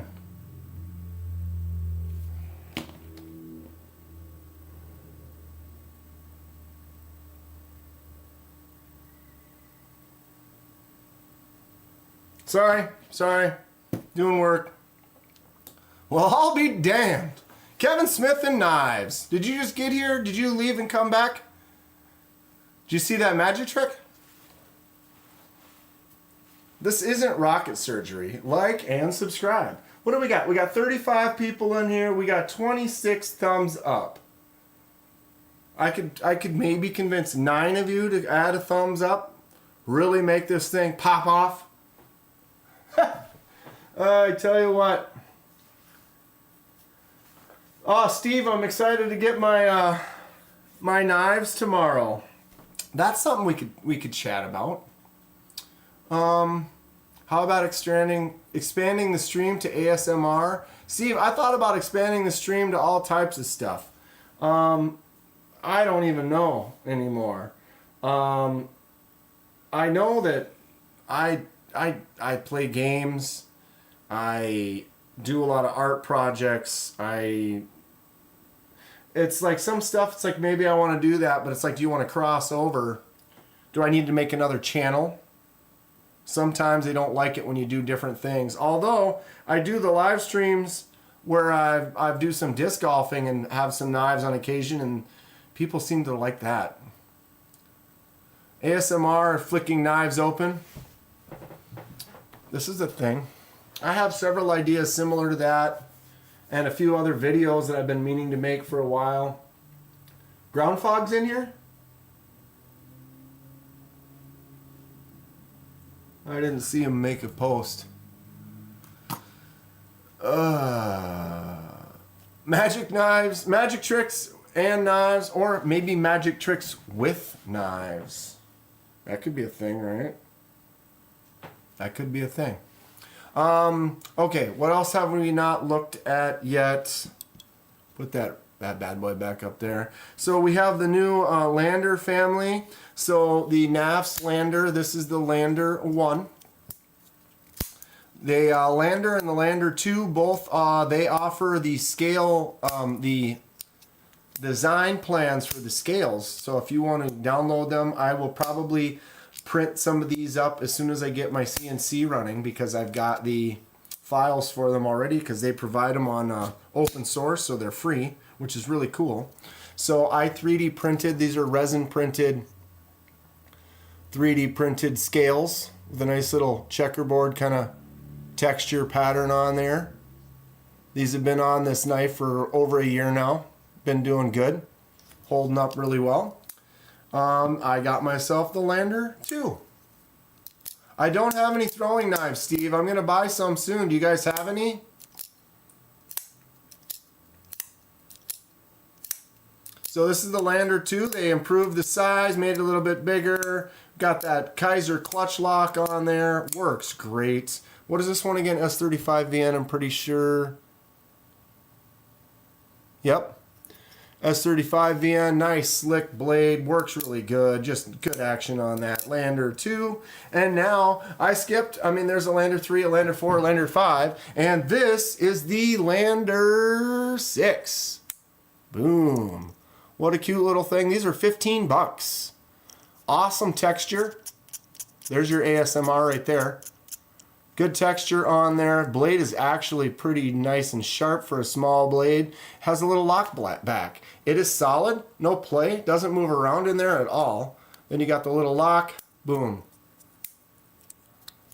Boom. I got a blue one and a green one. I'll definitely be giving one of these away, if not both of them away. If I give both away though, I'm going to order another one, because this is a fun little 5th pocket knife. Look at how tiny it is. Straight in the hand.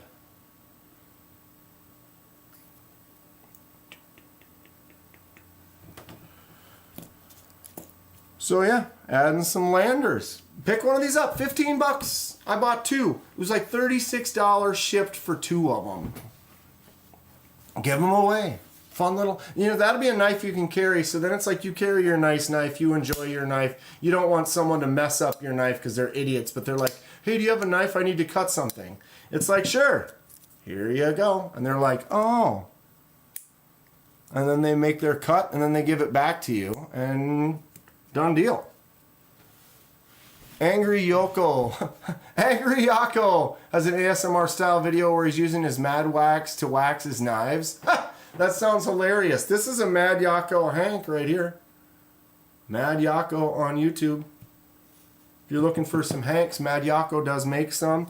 He does a nice, look at that back stitch. See that nice back stitch on there? He has several different, he has a couple machines, so they have different stitching patterns that you can do. So I have several that I got from him with some cool different stitch ideas. Throwing knives are restricted in your country, so I have a shovel instead. I can throw the shovel pretty hard.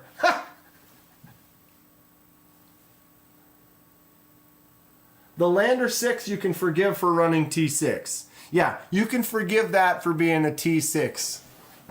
But everything should be T8. They should just get rid of all T6s and just start with T8s fresh.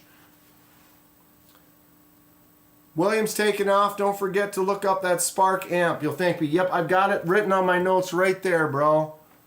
Positive Grid Spark amp. Positive, is that what it said? Grid? I'll check it out, William. Thanks for hanging out. Stacy won a Lander 3 from Rob with custom scales. Which custom scales?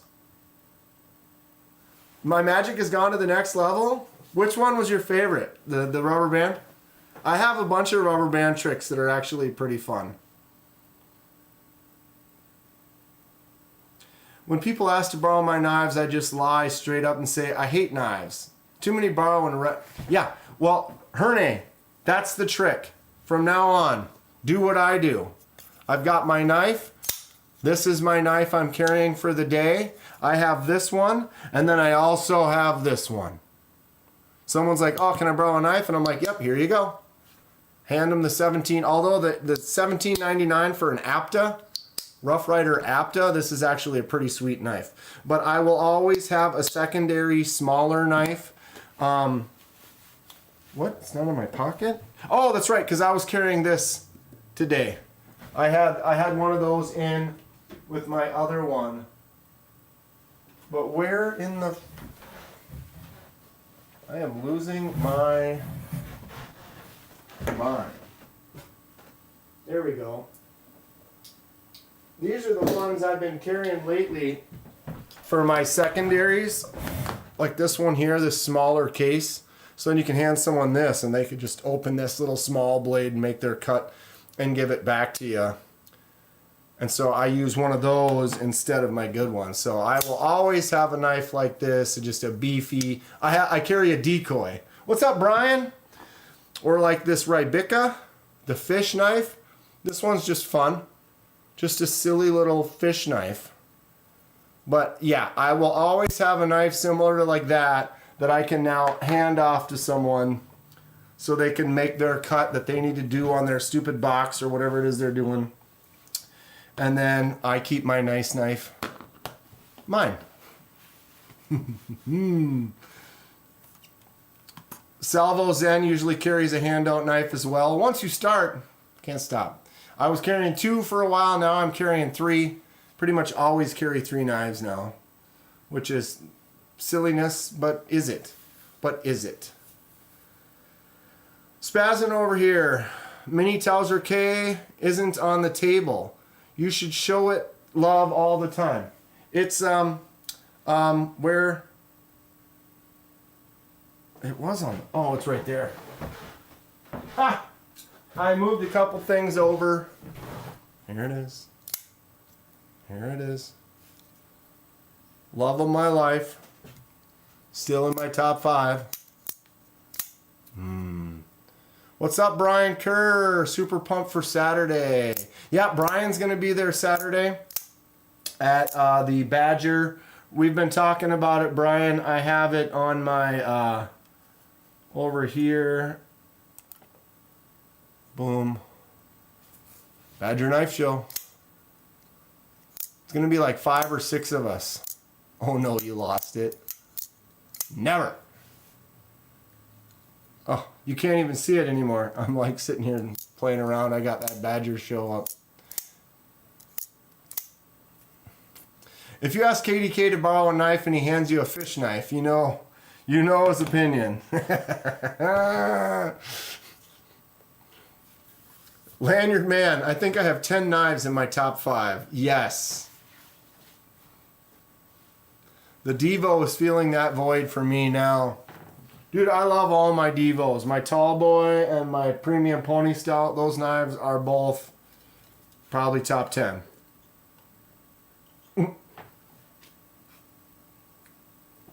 You know. Avoid whose machetes? Wait, what am I missing here?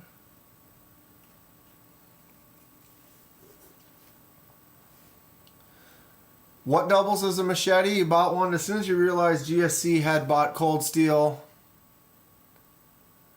As long as you get the Taiwan model of the shovel, you're good. Avoid their new machetes. They're made out of inferior steel now, though.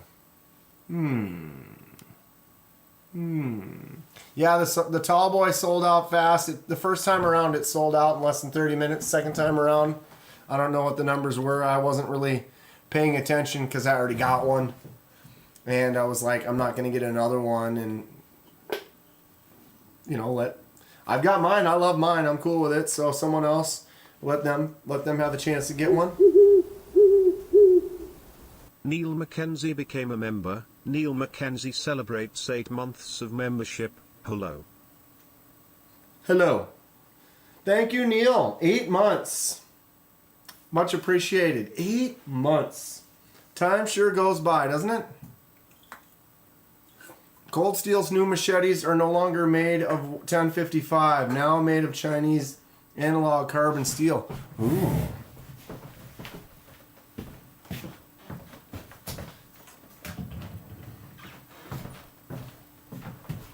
I don't think this even says anything. Does it?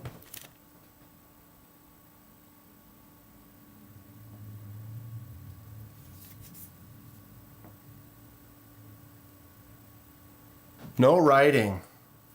I'm pretty sure this is a Cold Steel kukri from at least 15 plus years ago. I have taken this out and used it and abused it and beat on it. It's actually not bad. Actually still sharp. It doesn't even... So yeah, if this... I'm pretty sure this is Cold Steel. But it's old, so I guess that would mean it's a better steel than what you would get now. Damn it, we need to mod that ED25 right away. I've been looking at that Grivory for 8 months, and I'm sick of it. There you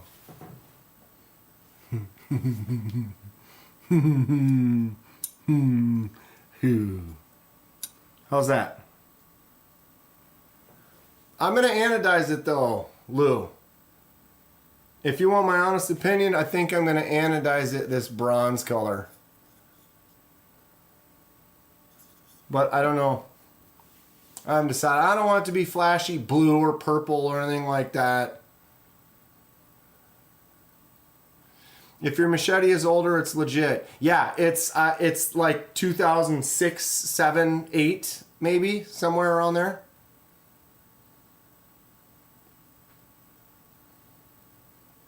Have a couple beaters for the kids. Go for the Condor when it comes to machetes these days. You're a sly one, KDK.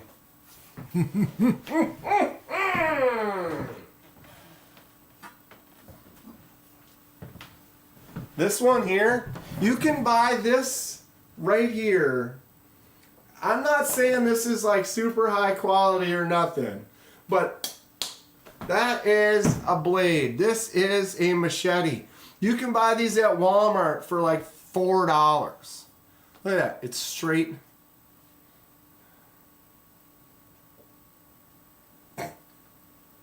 It's like 20 some inches long, it's huge, look at this. This is straight Jason. $4? It was like the cheapest thing. I was like, I can't even, it didn't fathom or make any sense to me that like, that it was that price.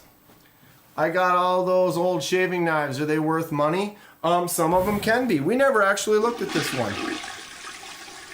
Steve.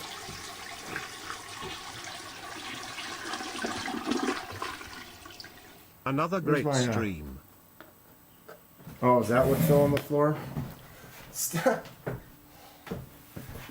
Steve with the $10 donation.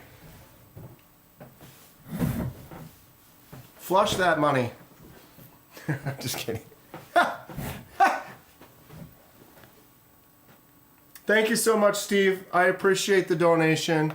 I don't get many donations. I don't solicit for them too hard.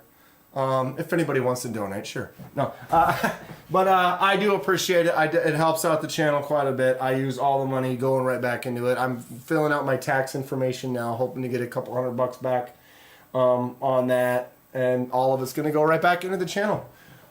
Much appreciated. Yeah, this was one of the other ones I got from that estate sale. So depending, potentially, maybe. So look at this one here. Shumati Razor, St. Louis, USA. Someone looked that up and they said that there was similar ones that were selling for like $100. So the Shumati Razor Co. St. Louis, USA. You know, I'm not saying this one is super high value, but that's kind of where you want to look. You want to grab it, check that out in that spot, see if it's got anything written on there. Where is my other one?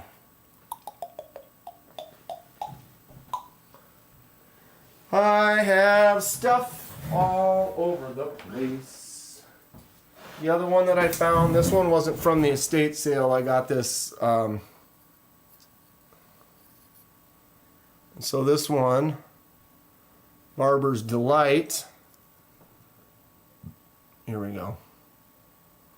Wichita, Kansas, Germany. So it's like you want to look at that, and then sometimes you can go on Google or something and look that up and then find out. I just think they're fun. I'm just adding stuff to my collection, whether or not it's got value or it doesn't. I regret selling it, but had to thin out stuff you weren't using. Yeah, sometimes we sell stuff that we shouldn't have. I sold my van. I shouldn't have. Sever 7 lives in St. Louis. Ryan Brown, just got yourself a TAC Force surprise, surprise, Prop 65 warning on the box. Glad I don't live in California. Yeah. Good old TAC Force, bro. I got a few TAC Force. The beater machetes really aren't that bad. And that's another thing too, is you buy a $4 or $5 machete and you go out and you beat the crap out of it and you break it. Throw it away. Who cares? You know what I mean? Doesn't mean it's going to be super high quality, but you'll be able to still get some stuff done. You're just slicing some brush, hacking away. Favorite machete is this Ford British Army pattern Golock. Sounds like a serious hog. How much does that bad boy run?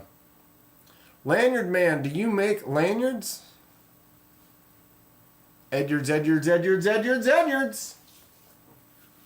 Lanyard Man. I made a couple of lanyards on a few of my knives. Which ones? I made this one here.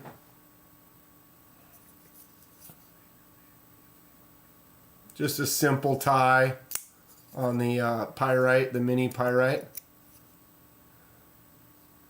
Fairly easy one. If you're looking to get into making some lanyards, this is be the one I would try first. Very simple knot. It doesn't require much. You learn how to do the first tie and the around this pull, you know, and then you just repeat it 8 times or 10 times and you're done. Some of them require some more. Like here's an Edwards one, so he's got this nice knot on here on the front and the back. So that's tied off. So these right here, these middle ones are the same ones like I tied, but then this one here has the extra kind of knot. It's Edwards or nothing. Urban Bowie. Whoa. Jeez, I suck in today.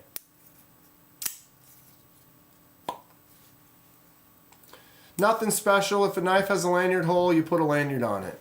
Really? If it's got the hole, you use it.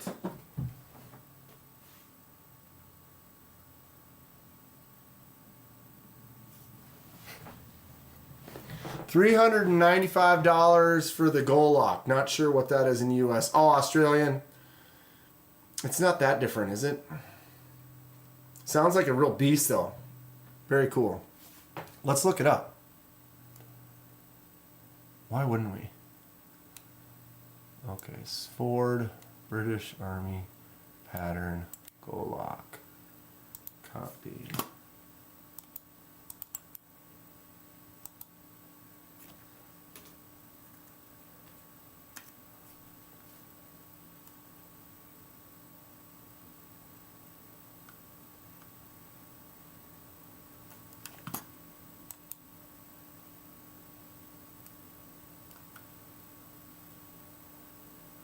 Sweet. Look at that thing. Just looks like an absolute beast. 11-inch blade, 17-inch overall. I like how it gets heavier, like thicker towards the end.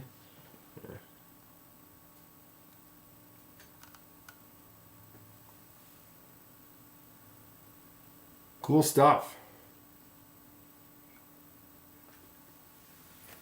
Very cool stuff. Maybe some braids for the knife. I find lanyards useful on knives and slips. I'm like on these, like you saw the two that I just showed, these smaller ones. This is my style. I like little knives like this, and then I take the clip off. So no clip, right? And then these become my secondary. So I will put these like in this pocket right there, with just a little bit of that hanging out, so then just boom, and you've got it. You know what I mean? Or that one. And then just that little teeny bit hanging out there. So that's usually my secondary. And then a third, or I'll put it in this one here, and then put the small one that I give to people to use. Or sometimes I'll allow them to use one of these smaller ones. I lost a PM2 because of a lanyard. Oh, did it fly out of your pocket? That happened to me one time with this one. With my Concept Rio. Oh my god. Boom. Tiny little M390 blade right there. Front flipper only.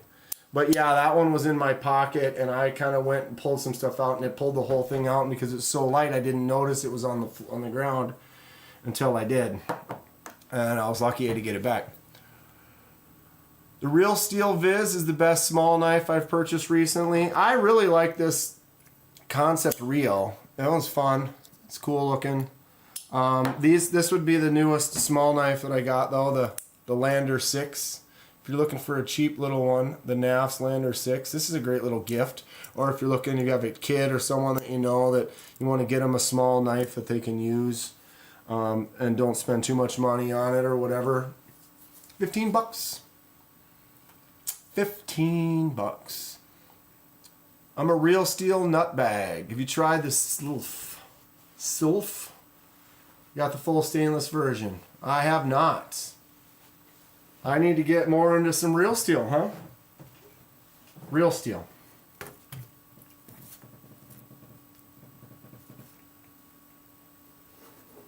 Duly noted. I'll look some stuff up. Her name is Rio. And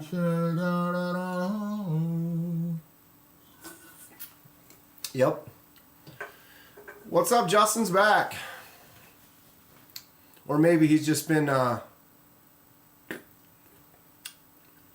what's the word? Lurking?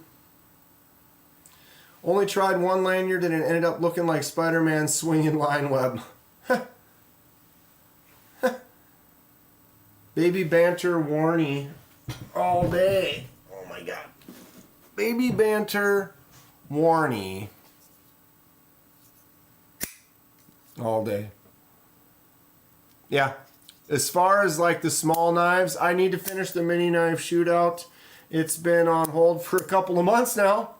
Actually, there's a couple of them that go to Lanyard Man's kids. I need to get those back to him. I'm kind of a dick. Yeah, this is probably one of my favorite smaller knives, though. The Civivi, boom. Baby Banter Wharncliffe with that choke up spot. You get a kind of a full grip on there. That little Warney blade, oof, slicey. I love the DNA knot lanyard. It's like the snake knot, right, and then tie them all in the same direction. Oh, and so then it gives you that kind of DNA spiral. Sure. I made this one once upon a time. I tied this just for practice. Where, try to get in here. Oh. This one. I can't remember what this is called. But yeah, this was one of the knots. I just did a test. I mean, obviously I made a huge, ridiculous, oversized lanyard, but I just wanted to mess around and tried tying it up just to see. I just wanted to see. You know what I'm saying? Remember when we were going to do those wood knives? Yeah. God dang. Where is that? Here it is. We still can. We still can. We still can. That is called a lot of paracord. Quote of the stream. Kind of a dick. That's not bad, Lou. You should ask Paul. Ask Paul. Paul has a couple of quotes from my streams recently that are pretty good. There was one, what was it? Shoot. He's got one, though, that's great. And it's legit. If you do it like that, quote, KDK, March 2025. That's legit. I tell ya. I have a bad habit that if someone mentions a name I want to play with it. Oh, if they like talk about a knife, yeah, that's kind of a thing. You have a Sylph then? So you like the Sylph? We still can. What? We still can what? Technical question. How hard is it to dye G10 black from gray? Very easy. As far as any dye project that you want to do, the easiest one would just be black. Black there isn't as much of a shade of black, it's black. Black is black, you can make it kind of gray to darker gray to black, but of all the colors that you could potentially do, trying to achieve a specific shade requires, you got to pay attention, you got to wait, you got to make sure you have the right amount of time or whatever. But black is just, it's the easiest. You mix up a few ounces of your black dye with 20 ounces of water, heat it up so that it's not quite boiling, and then throw your scales in there for 5 minutes, 10 minutes. The longer you leave them in there, the potentially darker. They're only going to get so dark, but you don't have to worry about it. You don't have to think. You just throw them in there. You don't want any air bubbles on them, though, because that's the thing, is if like you put them in, the scale goes in, and there's an air bubble right here. Boom. The dye is not hitting where that air bubble is. So then when you take it out, that section's going to be lighter than the rest. Then when you put it back in to make it darker, it'll never even out. It'll always be a little bit lighter there than it is everywhere else, because this will be getting darker as that gets darker. So you can't really fix that. So you basically want to splash it around so there's no bubbles on it, and then let them sit in there for about 5-10 minutes, and then take them out, and they will be nice and black, and you will be happy. Because if you're trying to go for black, chances of your success rate are very, very, very, very almost guaranteed. But if you're like, oh, I really want to get this light blue, you might end up darker blue, or you want it to be red and it kind of ends up more maroon or whatever. So black is black. I wouldn't be worried about that at all. I'd go for it. Here we go. Real Steel Sylph.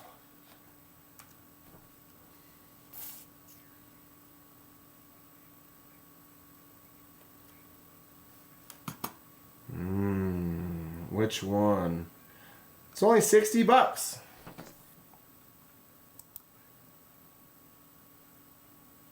That's a cool looking knife.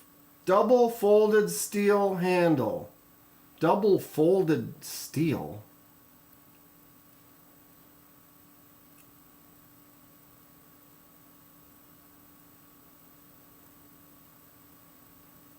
Huh. Anybody else have one?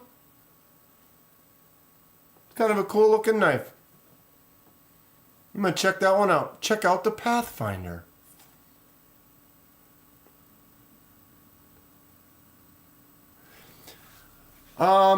Can you fix up scratched anodized aluminum? Same color, just refinished.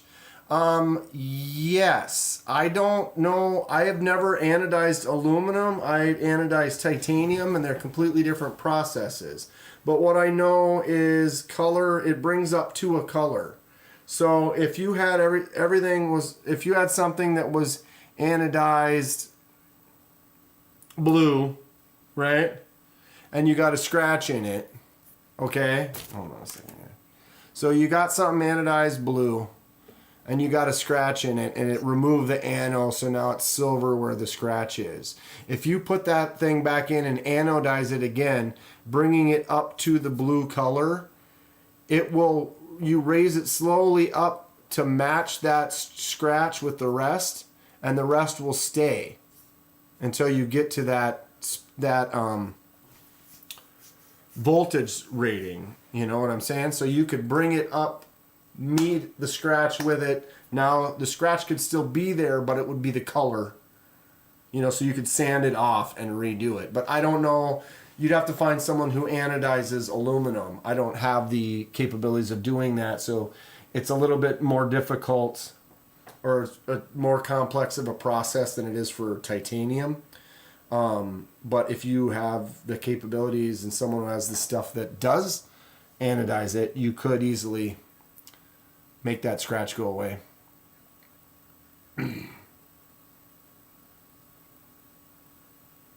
It's an integral, but not milled out. It's a folded over. Okay. Oh, I see. So this is an integral because that section there rolls around. So this section right here, it's like one piece because it's been folded over. Oh. Just from the uniqueness, I might have to pick one of those up. That is cool. Sylph.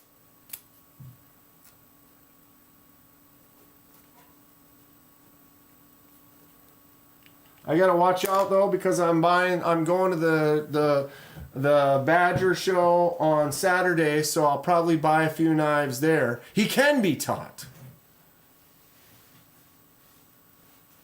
Your videos remind me of the show Cutlery Corner. Tommy and I used to watch at QVC. Yep. That is still on. You can still watch. I think it's on YouTube. I don't want to steal. I know Tri-State watches it on his live once in a while. Let's look it up though real quick just for fun.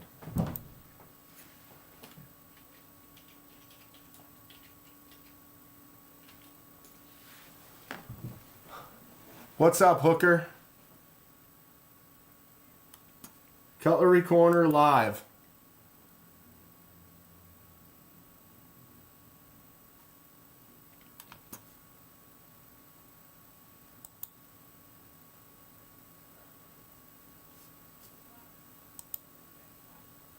Much actually. It's the dark gray, really. I should say gray. And we don't see the gray bone very much at all. But it's your regular 4 1/4 inch, 4 1/8 inch trapper.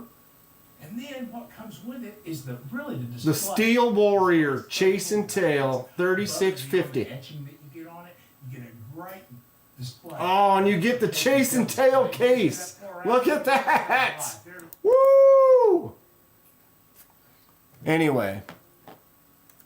So yeah, Cutlery Corner. Officer. You can still watch that. It still exists. That's Chasing Tail, it says. That's funny. Oh, Justin, Justin, you had said to look up a knife as well. Just a minute ago. Was it a Real Steel model?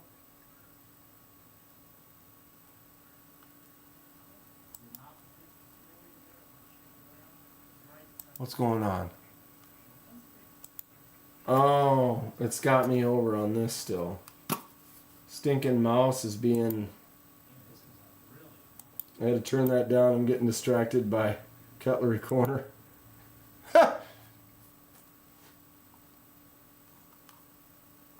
Real Steel Pathfinder. Cutlery Corner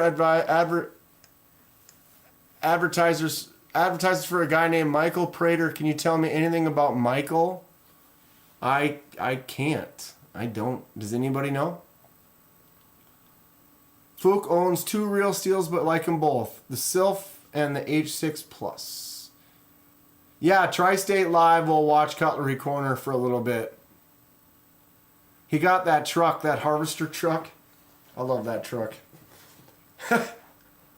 Love that harvester. It's hilarious. Good to see you in here though, Hooker. Officer. Real Steel Pathfinder. All right, Dave's got to take off. Later, Dave. Good to see you. Okay, so the Pathfinder.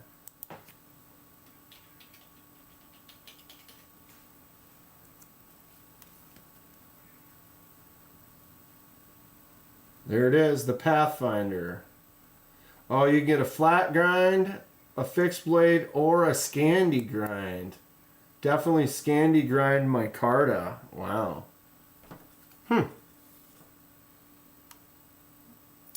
Lately, I've been getting more and more less interested. You're going to love that truck. Dude, if I could have, I was in that live stream when he had 2 of them for the giveaway. It was like, that was the prize of the giveaway. Everyone wanted to win that truck. It had a knife. It came with a knife. Michael Prater customizes and embellishes existing knives. Thank you, Fook. Yeah, I've just been kind of getting away from. It's like I like crossbars, but then it was just like everything was crossbar. I do like. You don't like Scandis? I only have a few, but I mean, if I had a choice between a Scandi and a flat, I don't know. I'd take that Scandi. I'll be taking that Scandi straight to... I got nothing. I got nothing.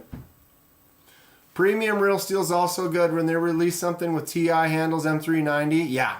Well, whenever you have titanium M390, it's you got some materials, you got some quality going on right there. Wow, talk about squirrel. Someone asked what my favorite steel was like an hour and a half ago. 154 CM. Only because it's in the middle ground. Not too expensive, not too cheap. Sharpens well, holds an edge well, doesn't corrode too much. A lot of my knives that I love and I use have a great edge on them, and they are 154. So that's kind of my personal. I mean, I like a lot of steels. Sure, S90V, CPM 20. You know, dude, I have some D2 that is fantastic. So I don't know. It's just how well does the knife hold up? How well does it hold an edge? Does it get rusted out from stuff you do? Kaiser Parakeet, that sounds familiar. I feel like I did. Does it have a bunch of ridges on it?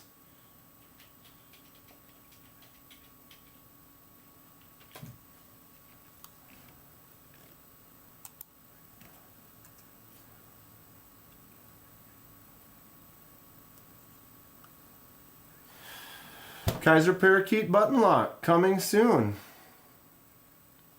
Available April 1st. Ooh, they got the Ultim one's kind of ugly though. Almost like the acrylic, the clear acrylic. Or the green aluminum. Black micarta. Ah, but you can get one with the hole or one with the thumb stud. What would you prefer, the hole or the stud?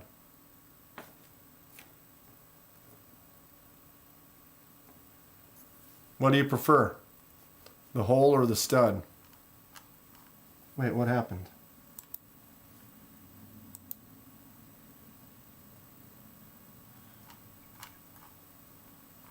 I prefer, you know me, I won't have to say much, but I prefer the hole.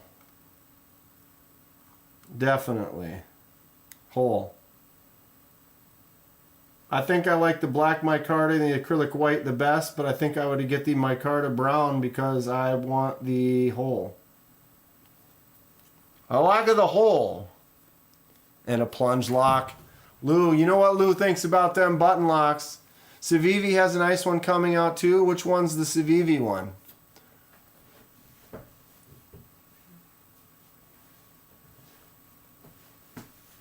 I prefer a good hole.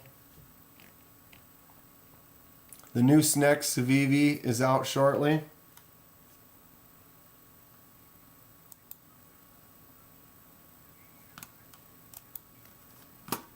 That real steel though, with the fold over though, that is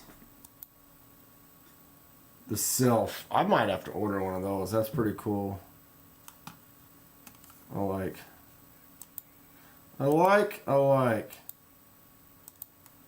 So let's talk about Timber's Edge. Anyone ever go to check out anything on Timber's Edge? Kind of a newer, I don't know how long they've been around. But I've been kind of talking with them a little bit. And I placed an order. And they gave me a little discount as a, as a channel. They kind of reached out to me and I checked it out. And I ordered a couple of knives. They shipped them right away. I should be getting them tomorrow. It says they're scheduled for delivery tomorrow and they are in Minneapolis. So I placed an order. I don't know a ton. I asked them some questions. They're going to get back to me. We're going to talk about it some more. I'll probably have a discount code in the future and stuff like that. I don't know a ton, but I know that basically it's Timber's Edge. They sell new knives, open box, and then used. And they're trying to get out there, get a name for themselves. And I figured I'd check them out. They don't actually make, it's not like a company like Kaiser. This is more of a website like Blade HQ or Blade Binge or something like that. They do have open box and used knives. I'm not sure where they come from. If you can sell knives on there or not. It looks like they're all in-house items. But they have nice prices on them. And then the shipping and tax is basically all included in their prices. So if you look up something and you're like, okay, Artisan Cutlery Prado, $59.99, that is how much it costs shipped. So that's kind of a nice deal because they actually are just giving you a price. Here it is. This is how much it's going to cost. They let you know new open box or what the condition of the knife that you're looking at is in. But I went ahead and ordered a couple.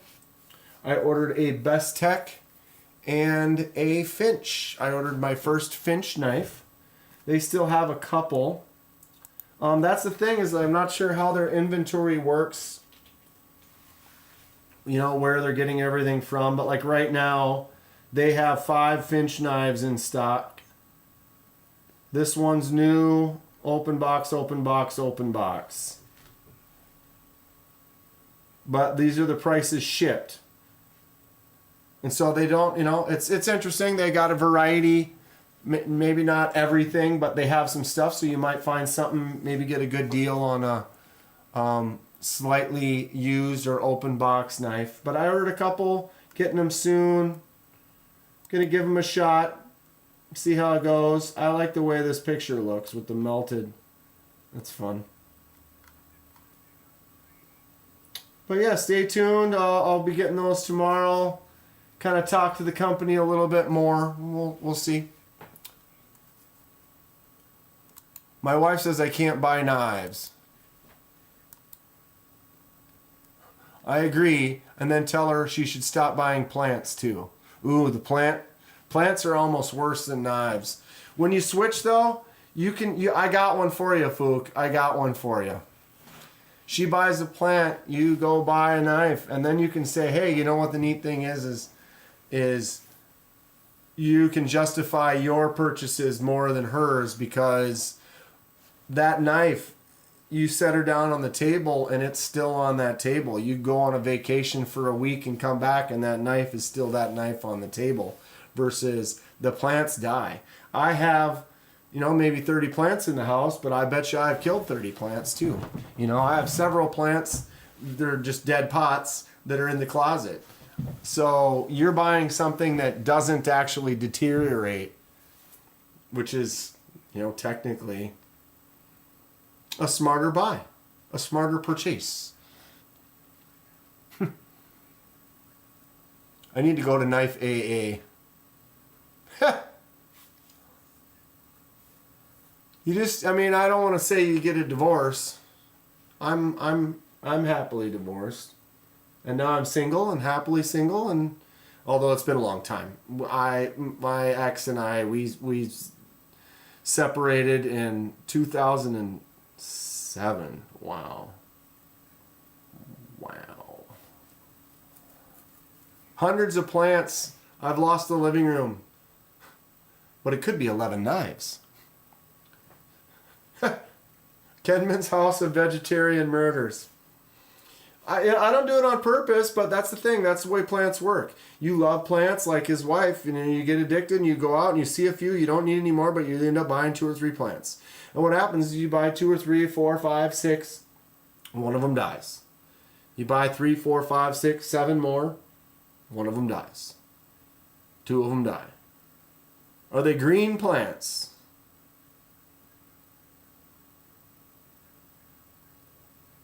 Like, most plants are green. The Naughty Inmate and the Strict Warden is a fun game to play to keep things spicy. Did you buy another knife? Whoosh. Fook Doozle's bedroom. Okay, here we go. That is a smart knife. What are we getting into today? I've got a Bowie here. Look at how small this Bowie is. Right? Like, it fits on screen.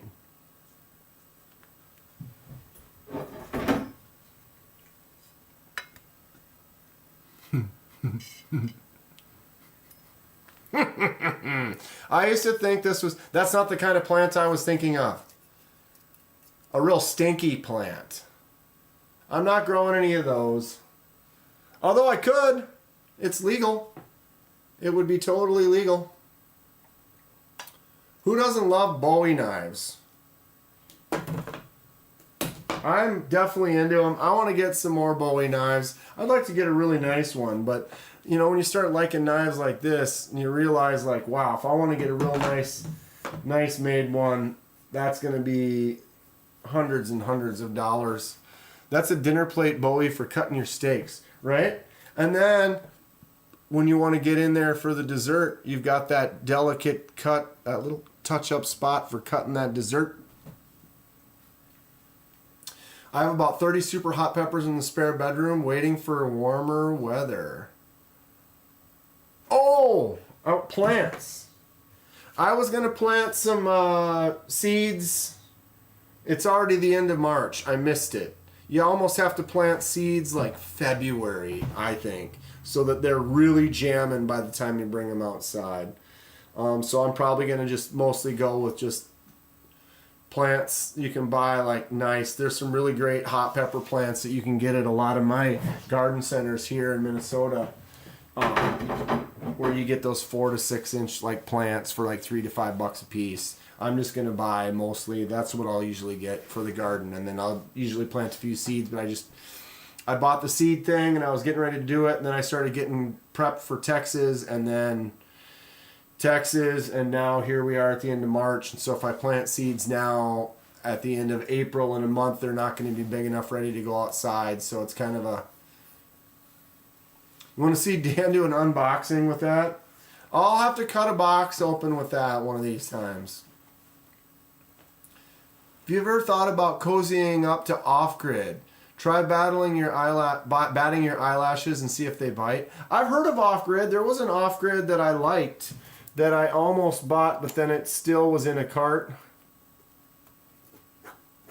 Should I bat the eyelashes at him and see? I haven't really done that in a while.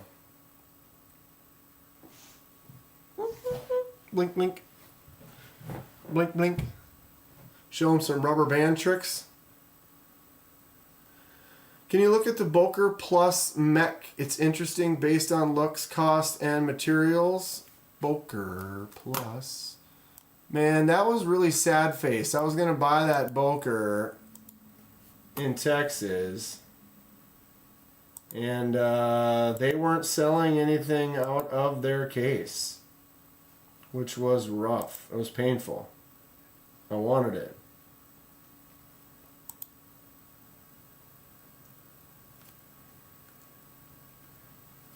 The Boker Plus mech.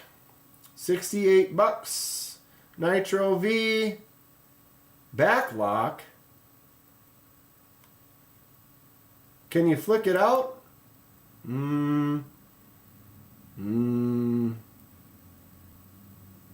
Interesting.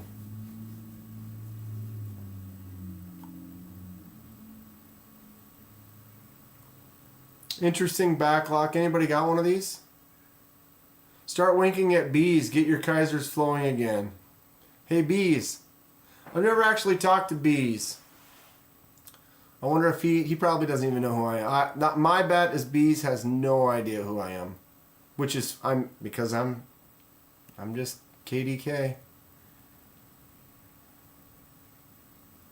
Work Tough Gear often collab a lot with reviewers.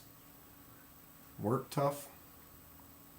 I haven't really tried to do a lot of collabs or like getting companies to send me stuff. I've just kind of been sitting in my own lane, doing my own thing. But I see a lot of channels that have significantly less subscribers getting companies to send them some cool stuff. So I should probably get on that more, and because I'll just relate it back to you guys. You know, if I get some cool stuff from some companies, I give it away. You know, one of the Kaisers that I got, I gave away that Milita and a couple other knives that I got from them. And so I'm definitely down with sharing the wealth. Bees is annoying, says Lou. I don't get to watch too many lives.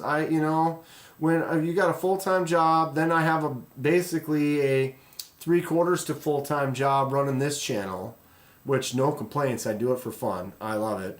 And then I've got to spend a little time with myself, a little time with some friends, and things like that. I watch live streams and some content when I'm at work. I can listen to it in the background or lurk or whatever. But like Bees is live on Friday night or whatever. Like I'm either out hanging out with friends or doing something else that it's tough for me to get on that live.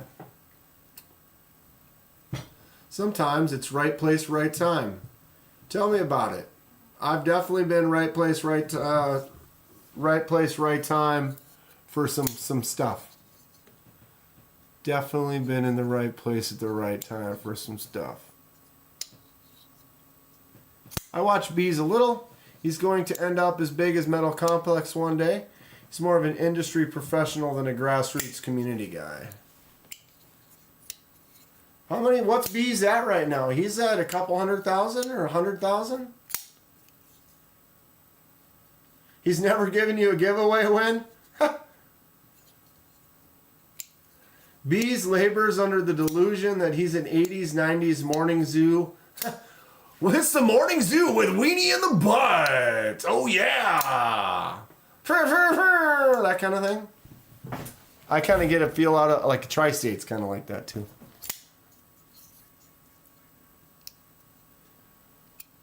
On a side note, the Cutting Board Review YouTube drama is amazing to watch. I have no idea what that is. Cutting Board Review? What?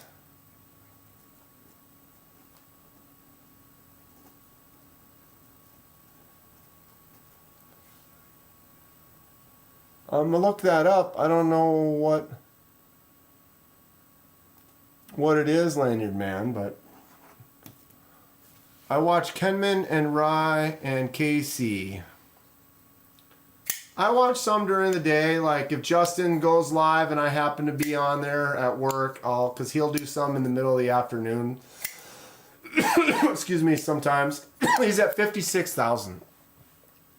I lurk Tri-State because he'll do his during the day on Thursdays like today. That's an easy one to lurk and listen. Tri-State I take with a grain of salt. Yeah, but everybody's got their thing. He's, I don't know what everybody's thing is, or I don't want to start labeling people or whatever, but like, I feel like MC's got it locked down because he gets a lot of companies sending him stuff, and then he uses all that stuff he gets sent as giveaways, and then that giveaway draws in more people. So he's got a kind of a really nice snowball going with the ability to give away several awesome knives every week that allows him to keep rolling. So that's kind of his deal, is he gives away some really cool knives, Tri-State has got that goofy kind of DJ, crazy sound effects, and likes being just off the wall and wacky. He also kind of sticks to more high-end premium kind of style. Like, I think his crowd is definitely more into more like premium knives, which is fine, which is great. But, everybody's got kind of a thing. Justin has his sprinkles, I think sprinkles are disgusting. But that's just me. I'm a plain glazed donut guy. That's my favorite. If you tell me what my favorite donut is, plain glazed, no sprinkles. Lou prefers watching Dirty Hippies. I washed my hair. I cleaned my hair. Did you see this, Lou? I feel like Lou had... Or no, you were here last week. You saw my... Boom. My 440 stainless comb. Oh, yeah. Tri-State's been going on political rants the last few streams. I'm not into that. I am not into that at all. We won't be even...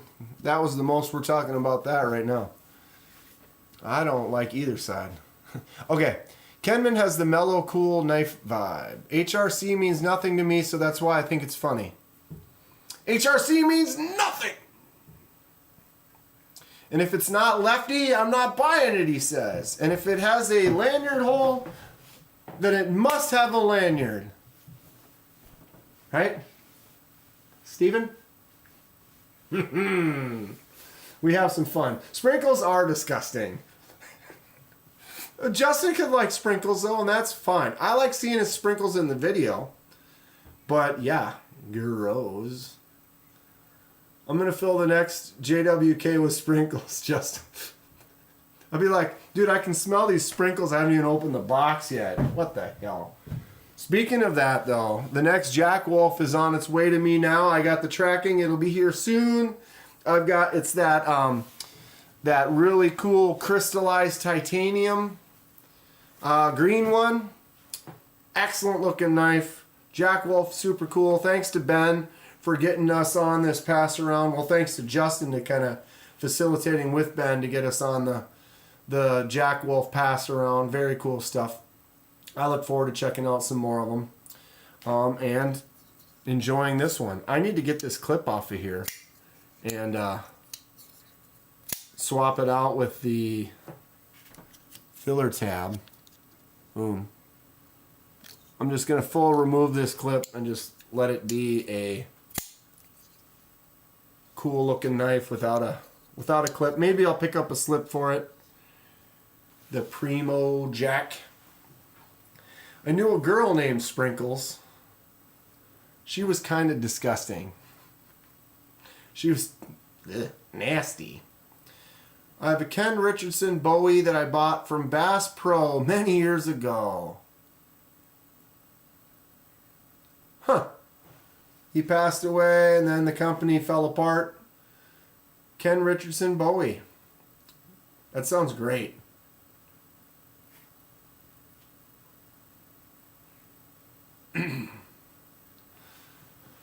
I come to streams to talk about knives in the knife community. No politics, no religion, and profanity.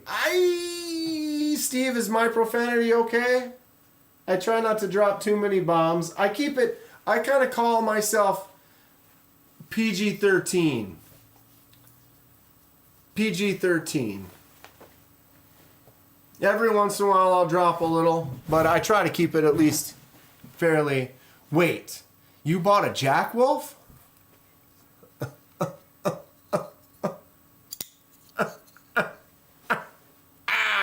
Nope, I did not. An angle grinder will take that right off. I didn't figure out how to take off the clip yet, Kathleen.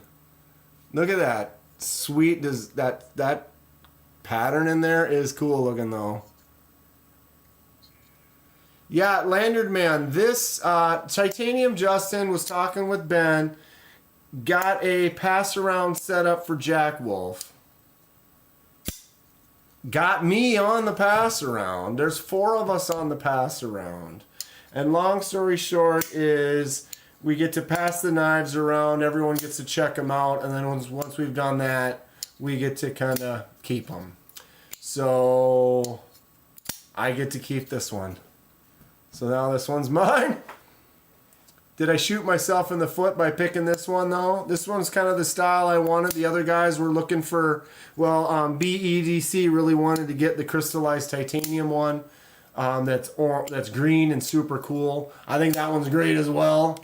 But he wanted it so bad. And then the other 2 guys both kind of were saying they wanted to hold out for a slip joint. And I was like, I bite the bullet. Like, well, you guys want the slip joints? He wants that really nice green crystallized titanium. You guys should just let me just keep this one.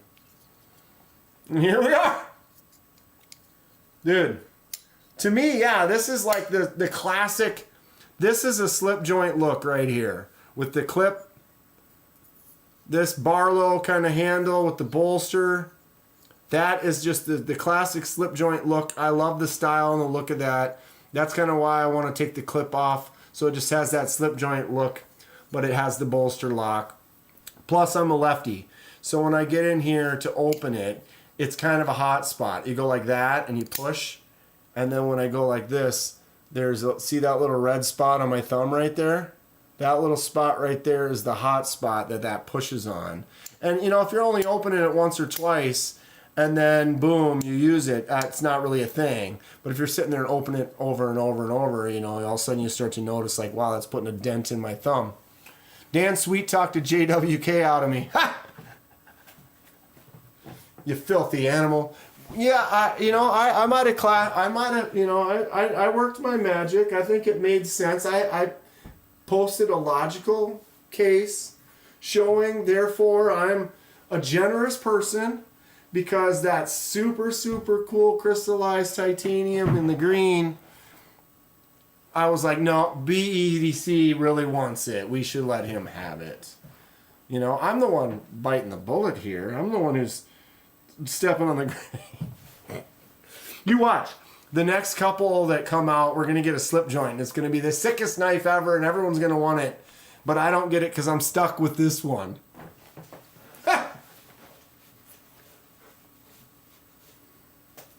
What color did I end up with?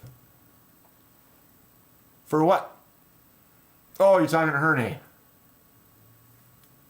Oh, he got the S90V Pyrite. I wanted to get one too. Justin got one. Justin got the black one. He wants to trade someone blades for blades so you can have a black and silver one. So if anyone got a silver one and wants to do a blade swap with Justin's black one, you could have a silver handle with a black blade, and then Justin will have a black handle with a silver blade, or whatever. So if anyone wants one, I got the tongue of a used car salesman. Got to sweet talk you a little bit, but you know, every once in a while you got to throw in that just to make it seem like, oh, I'm relaxed, I'm chill. I don't know. Although I missed out.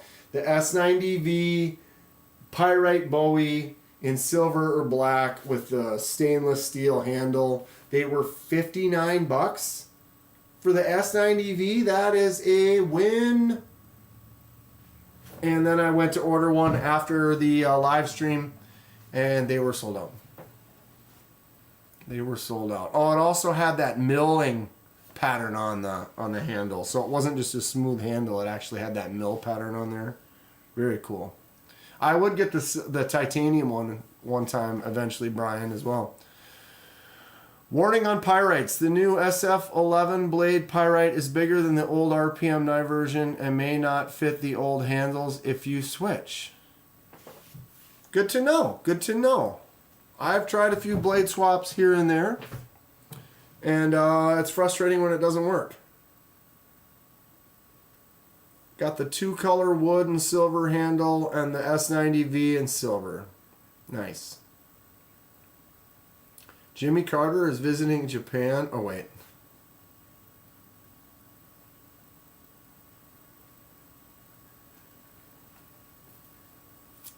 Don't think yours is S90V.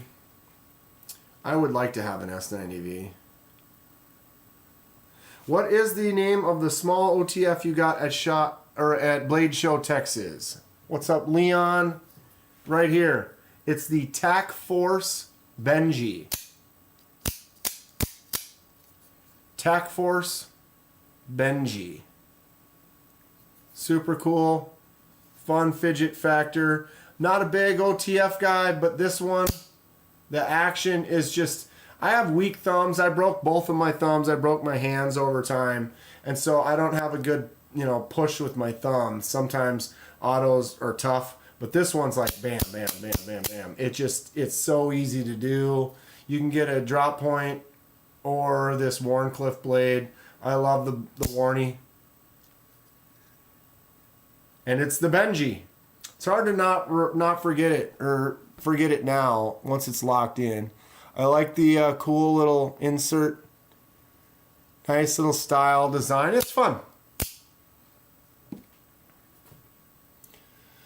Sebald told me a Jimmy Carter joke. Yeah, I read the Jimmy Carter joke. If it was funnier, I would have, It's fine. Tac Force Benji. That is correct. That is correct. Or did I say Tac Force? Did I? Did I say Tac Force? I might have. Tac Knives. It is Tac Knives. I might have said Tac Force. Ha! Tac Knives. Benji. Yeah, sometimes you feel like a nut. Sometimes you don't. There is one. Sorry about that, Leon. I screwed it up. But yeah, Tac Force, Tac Knives, Benji. What's up, Echo? Echo. There is one other knife from my estate sale. Right here. Who do I got any Leatherman freaks in the chat right now? Leatherman Tool Group. There are some Leatherman freaks out there. Nothing against them, but serious Leatherman lovers. And this one does have some potential. I haven't really looked it up too much, but this is apparently This is the Leatherman Super Tool. And so right when they came out, it was called the Leatherman Super Tool. And then after a few years, they changed it to the Super Tool 200 or something like that. And then it changed. And so I believe this one is from like the 90s. I'm not really sure. I couldn't find any info in there. I haven't really looked it up yet. But check this out. Boom, boom. Still in great shape. Feels solid. What is that little? Oh, that's a little like lanyard. Still has all the functions. See, like you get to here. It's got that spring closed. It just, everything works correctly. Right? The old Super Tool.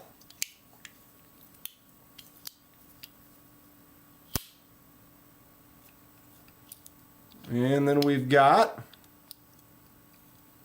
tools. We've got a blade on there that's seen some use. We have a smaller blade. We have a lock. How does that, did you hear that? How do you work this lock? Oh, I see. Big blade. Flatheads. What's this over here? Oh, we've got like a file.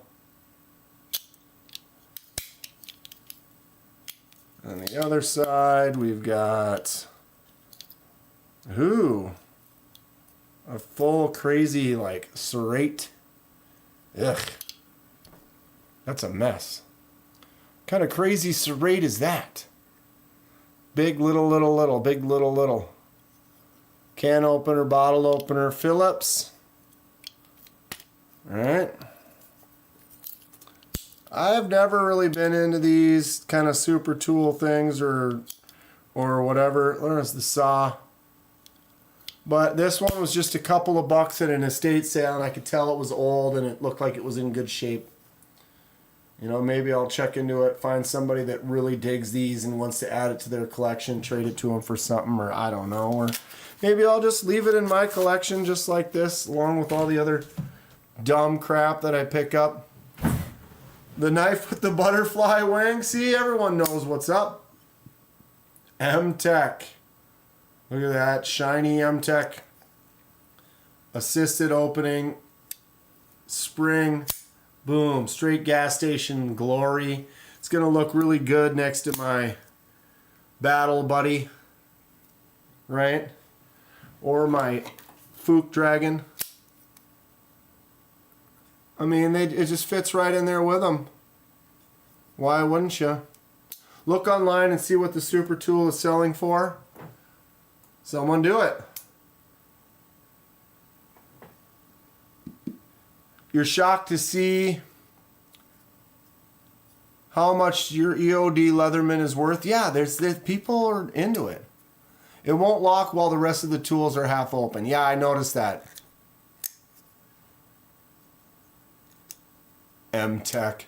Yeah, it's you know it's quality when it says M-Tech USA and then it says USA design and it says China. That, and then it has an assisted opening with a wild pattern. That's gas station all day. I think the old Leatherman might be worth something. The heat coming off the screen right now. Woo!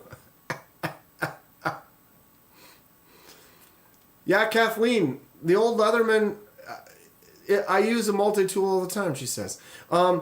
Leatherman is a collector that a lot of people like, and I looked it up, and there's some models that are like Grail models where it says this on it or it says that on it. So there's a lot of the old school people that are just like, you know, lovers of the multi-tool, and then Leatherman is just one of those quality ones that a lot of people are interested in. So I feel like there's going to be someone who might really dig it for their collection that maybe I won't get a lot out of it, but I'll be able to hook somebody up with something that they wanted, and then, you know, maybe I'll use that couple bucks to get something else that I want, or maybe I'll just keep it in the collection. I'm not mad about it. M-Tech and Wartech are the go-to brands for gas station knives. Or Tech Force. M-Tech, Wartech, Tech Force. What's that other one? Well, apparently, Battle Buddy. The Battle Buddy. It looks like a Balisong butterfly knife. When it was in the case, I was like, oh, is that a butterfly knife?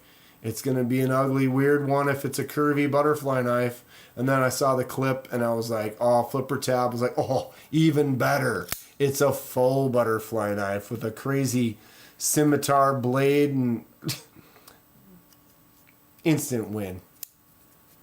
Instant win. That knife on Amazon for $8. Which one? The butterfly one? Where do you think I bought it? Amazon. $8.39. You get the pink one. The new Super Tool is $99. So the old one should be worth more. It's a moth. It's a monarch butterfly. Bruh. Ooh. It's getting a little loose. We're going to have to tighten that one up.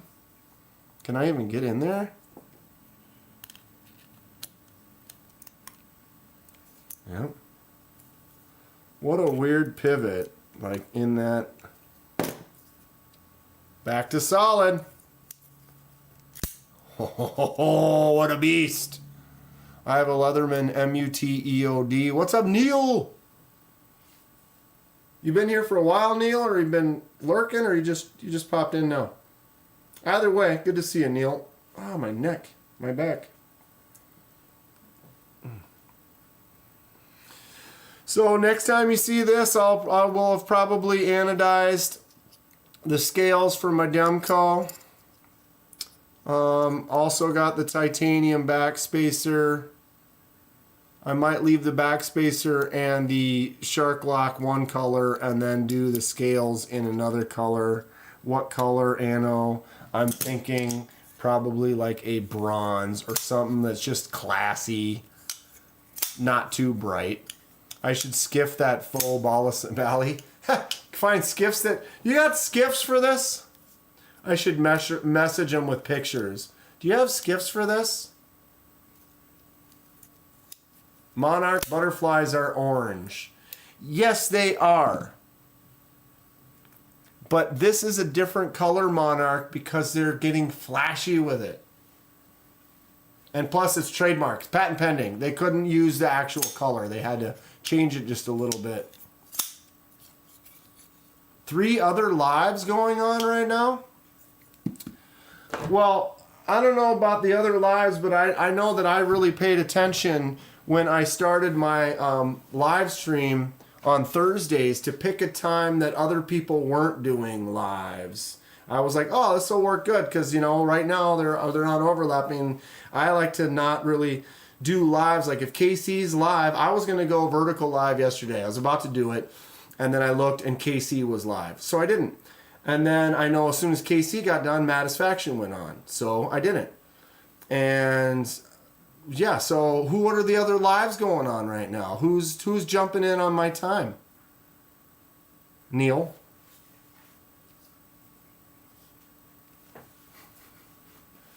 I mean, people can do whatever they want, but you know, like if I go on and Titanium Justin is live, we have very similar people, and like if he's live, like I don't want to steal the people out of his live, so I just don't do it. And so like that's why I was like, this is my main live. My vertical lives are just random, but my main live is Thursday nights.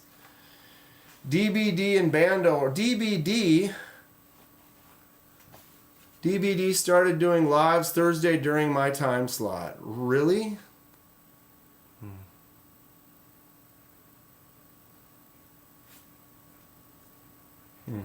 Well, I mean, okay. That kind of hurts a little. Not gonna lie, that kind of hurts my feelings a little. He's doing lives on Thursday during the same time slot? DBD and War Room?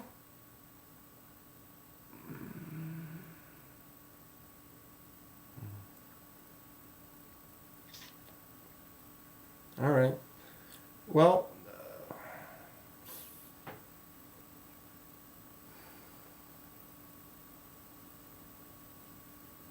Yeah.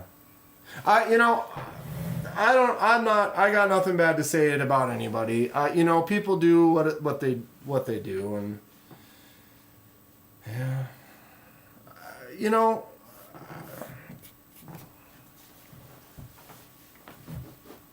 All right.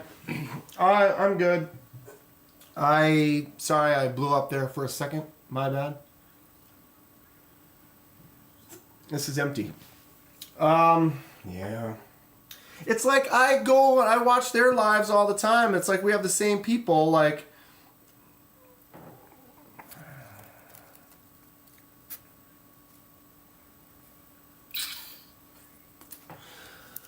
What color should we do this? What color should we do this? I need to dye this, and I need to do it soon.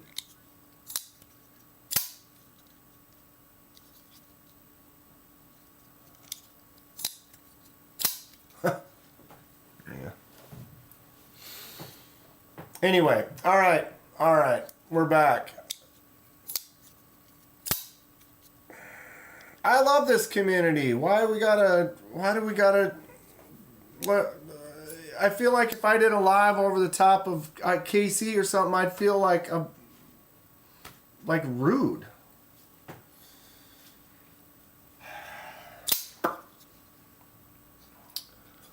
¿Dónde está el chipmunk? Yeah, it's right over there. I'm looking at it. Blue, purple, fade, Hades red, deep blue. Gotta run. Thanks for the awesome streaming company. See you soon. Thank you so much, Herne. Always good to see you. I appreciate your inputs. Appreciate your inputs. Yeah, Fook,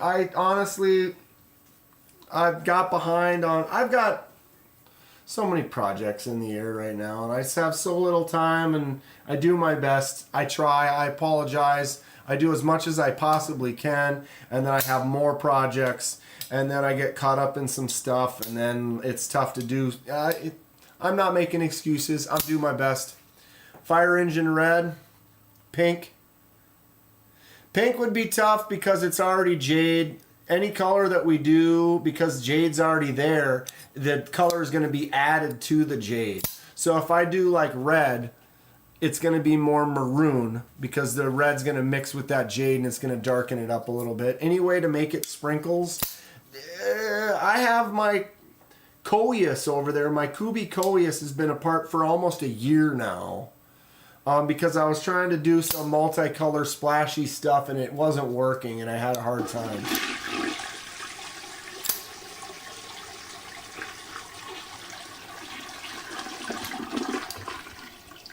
When I picked my time, no one had it. Now 3 do. Thank you for the $2, Justin. I appreciate it. Lavender Jade Fade. Kathleen says do a fade. Yeah, the chipmunk exists. I look at it every day, Fook, and I know it's going to be in your hands one of these days. So is Stacy's knife. The price is right. You can't rush it. It'll be done. Yeah. I'm honestly thinking blue. Like dark blue would look cool. Red to black fade would look kind of cool as well. Nothing's just stuck out enough for me to just finalize it and call it and do it. And that's kind of why I look at some things for quite some time before I figure out what it is that's inspired me to do. Same thing with the Anno on this. I really felt that flush. Just throwing that money down the toilet. Stacy's knife's going to be in your hands too? Why not, Fook? She can wait. God, I'm such a... Stacy, I love you. I promise it's going to be glorious. Fade blue, lighter, dark, and darker. 4 different layers of fade to blue. That would be... Okay. Oh, I tell ya. Thanks for the $2, Justin. Yeah, people, that's fine. No, Lou. It's not. It's not, Lou. I've been open about it. I've been honest about it. It took us a while to start. The first few months are like a wash because we weren't pressuring it at all.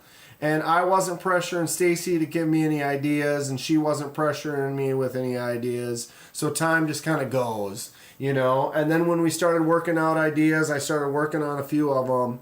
And then I put a couple hours into these Clydesdale images, and then I laser marked them, and the laser it wasn't working. And then we changed it up again. And then we came up with another idea and another, and then we found one. And long story short, the image that she gave me for the laser, I ended up redrawing. It took almost 5.5 hours of redrawing. But once it was done, it's fully plotted in the laser. We did the mark, and now the mark looks absolutely awesome. So that plus the crazy anno that we're gonna do, I'm excited. I'm really excited. I apologize that it's taken so long, but sometimes when you're working up to come up with a really cool idea, you need things to inspire you to get you to the point where you actually have the idea that's gonna be.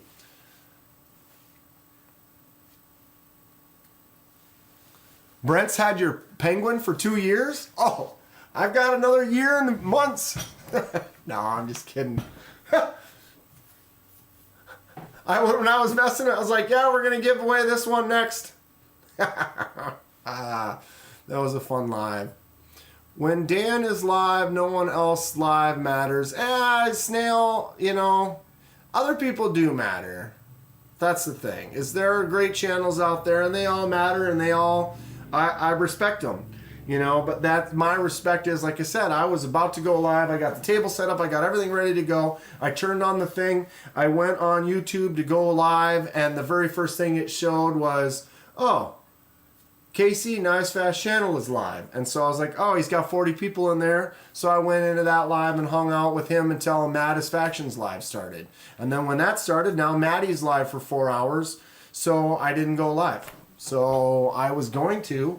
I have everything set up, but I didn't because, you know, I was like, oh, well, 30 people that I know are already in KC's live. So it's like, I'm not looking to pull them away from his, or you know what I mean. It's all good. It's all good. I'll get over it. I stopped thinking about it for a while, and then I started thinking about it again. Anyway, anybody ever do a cut test with a ceramic blade?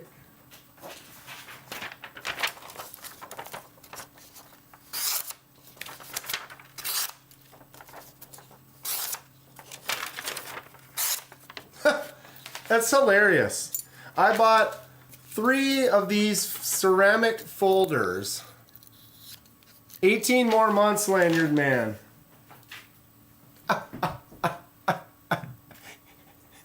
Well, because you know we have Stacy's, then we have Renee Ramon's, then we have Lanyard Man's. Oh, and then we got Jimmy Crow's right behind that. So I got 4 of them on that stack right now to do, and none of those are mine. I have 15 over here for me. It's hard to see you all torn up like this.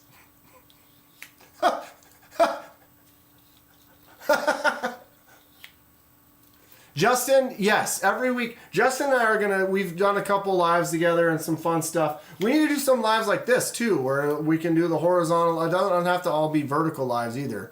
But well, I want to try to start doing like a weekly one. Maybe we need to figure out a day that works and kind of go. And I almost want to do this once I get my other computer up. Then I want to have it set up so I've got we could do a big round table. So like maybe a weekly or bi-weekly like round table of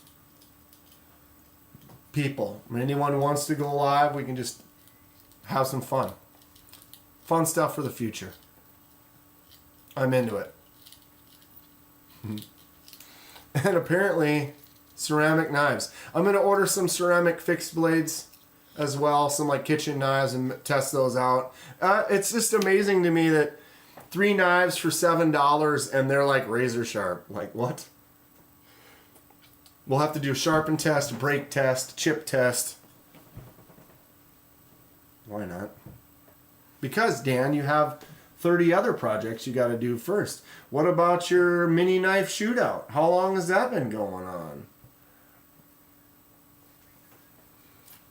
I'd like to see a TIJ, a Tiju KDK team up. If it's half as good as the TKE KDK, we need to do that again too. Been a while. Eagle Scout. We're still here. Although it's almost 9 o'clock, we're doing our thing. We made it. We made it. Looks like we made it. Wow, did I just start singing Barry? Good old Barry. My mom loves Barry. And Neil? The Diamond? Got some records. Yeah. So, what did I miss? What's going on? What have I... Okay. So, yep, doing the Demco soon. We've been looking for some new knives. I got my order from Timber's Edge coming tomorrow. It's going to be my first Finch. Who has a Finch knife? Finch knife? Knives? Finch knives? You had to go to an awards ceremony for your Boy Scouts district? That's awesome.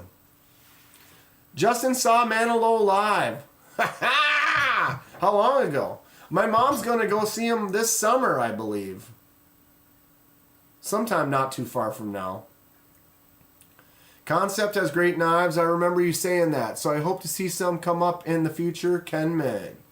They will. They will. I need to get a hold of them because I'm going to get ready for... I'm going to do a big 10K giveaway. And so I want to start stocking up on some knives and some stuff. Hopefully I can get a couple, freebies. Not that I'm trying to solicit too many freebies, but it'd be nice to get a couple from some companies rather than me having to buy everything. Like when you buy every single knife, if I give away 10 knives plus the shipping, it gets expensive. And it's not that I'm complaining, but I like to be able to give away stuff. I like to be able to do some fun stuff for everyone. What's up, Help with Gadgets? And, anything that the companies can do to help out. He's still touring, apparently. Because my mom, I saw her at my nephew's last hockey game, and she was like, yeah, I got Barry Manilow tickets or whatever. I was like, what? How much were they? I don't know. I bet you they're probably not cheap. I saw Manilow live once, but it was before most of you were alive. Yeah, I mean, he was big in 70s, 80s, kind of more the 80s, 90s, and today. I have 4 Finches. Stacy's got 4 Finches. Steve has 2. Kathleen has 1. Can you guys guess which Finch I ordered? Huh? I'll give a ring you can give away if anyone's interested. That's cool, Snail. Snail Dale has been... Snail Dale. He's been making micarta rings. Actually going to send me one. My ring finger size is Friday the 13th. What? Can you believe it? What size is my finger? Friday the 13th. Clay Malloy subscribed to the channel. Thank you for subscribing, Clay. Welcome to the channel. Lanyard Man can donate a pen that he made. That's cool. Not that I was trying to get into soliciting donations, but I mean, I'll solicit donations. If anyone does have some stuff, I'm not trying to get everybody to send me crap, but I mean, if you do, if you are interested, Kevin Smith and Knives just sent me a bunch of swag from Texas. I was so caught up and I didn't really grab as much as I could have, and Kevin and his wife Kim did. And so they got so much that they sent me some of it, so I can use that to supplemental giveaways and stuff like that, which is cool. But yeah, welcome to the party, Clay. Lots of fun stuff. Lives every Thursday. I do vertical lives regularly as well. We're collaborating on some fun lives in the future.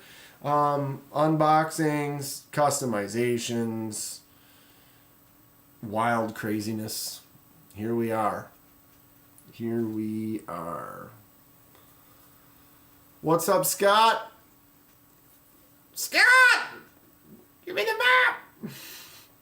All right, gentlemen, I'm going to bed. Y'all have a great night. Remember, always be prepared. Keep an eye out for your stream tomorrow. Eagle Scout, what time's your stream at?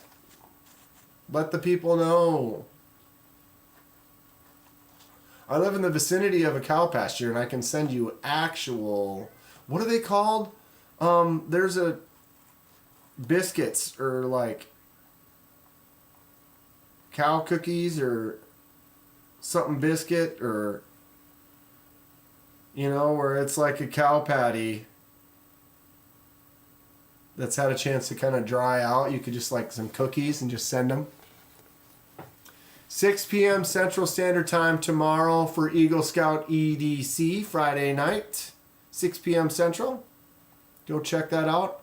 Cow pie. I've heard that one too. I feel like there's another one. Yeah, maybe cow pie. Yeah, I feel like I heard another one that just is like, it's got a snappy sound to it, you know, like really rings, rolls off the tongue. Yeah. Especially if it's got a secret center, you know. It's like it's had a chance to dry, but the center, that's what Kentucky says. Cow pie. Cow patty.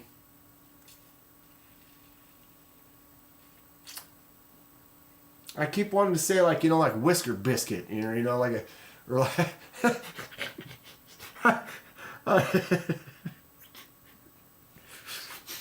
I don't know, meadow. Yeah. We used to have fights with them, or you throw it like a frisbee. Ugh. Huh. That's when it's like solid on the outside, soft and creamy on the inside. And a barf. And a barf. So yeah, Saturday in the park. So we're gonna be going to the Badger Knife Show on Saturday. Gonna be meeting up with some people. It's gonna be fun. I will probably live stream. What about KY?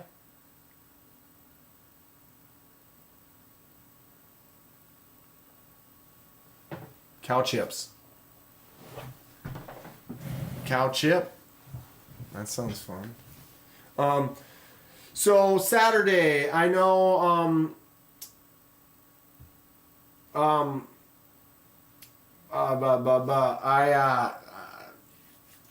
TK Eagles live on Saturday from like 9:30 to like noon or something like that. Whisker biscuit. Well, I said it for you, Lou. You know, I figured you'd enjoy. You know? Just chow down, you know? Anyway, Saturday. Yeah. So yeah, he goes live maybe around noon or 1 or something in the middle of the afternoon. I'll go live from the Badger show for a little bit, and the few of us that are there will kind of get into some hijinks or whatever. I don't know. We'll play it by ear. There's 175 tables there, so we're gonna get into it. We're gonna have some fun. They have a cow chip throwing contest. Is that like pumpkin chunking? What you know about pumpkin chunking? A deposit of cow dung is referred to in American English as cow pie or cow chip, usually when dried. In British English as the cow pat. Fun facts. The hills and hollers of West Central Kentucky. Nice. Minnesota boy right here, right in the old Midwest, although we're kind of in the North Midwest. Still called Midwest. Minnesota for the win. All right, I'm out. I gotta get something to eat. I'm hungry. Much fun. I appreciate everyone. Justin, we'll see you Saturday. And whoever else might still be in here, Brian. And yeah, gonna be fun. Try to go live when we're there. Otherwise, I'll make a few videos and those will get posted soon. More Blade Show Texas content on the way. I'm getting through it. I haven't even gotten to the live stream of day 2 to start picking away at that. But it's fun. I appreciate all you. What does it say? Iowa, the middest of the Midwest. Later, taters. Have a good night. Blade Walker. Good to see you, bud. The bovine brownie. Now we're talking. The bovine brownie. Any idea of time on the live on Saturday? Probably early afternoon, Brian. So I'm in central time zone. I would say maybe noon, 1-ish. Something like that. Take care, KDK and all. Have a good night. Thank you all. See you later, Lanyard Man, Blade Walker, Lou, Marco, Kathleen, all the top people, Gabe, Justin, Snail Trail, Dale, Echo. I appreciate all of you very much. Sorry if I got a little emotion there for a couple of minutes. I got stabbed in the heart and it hurt.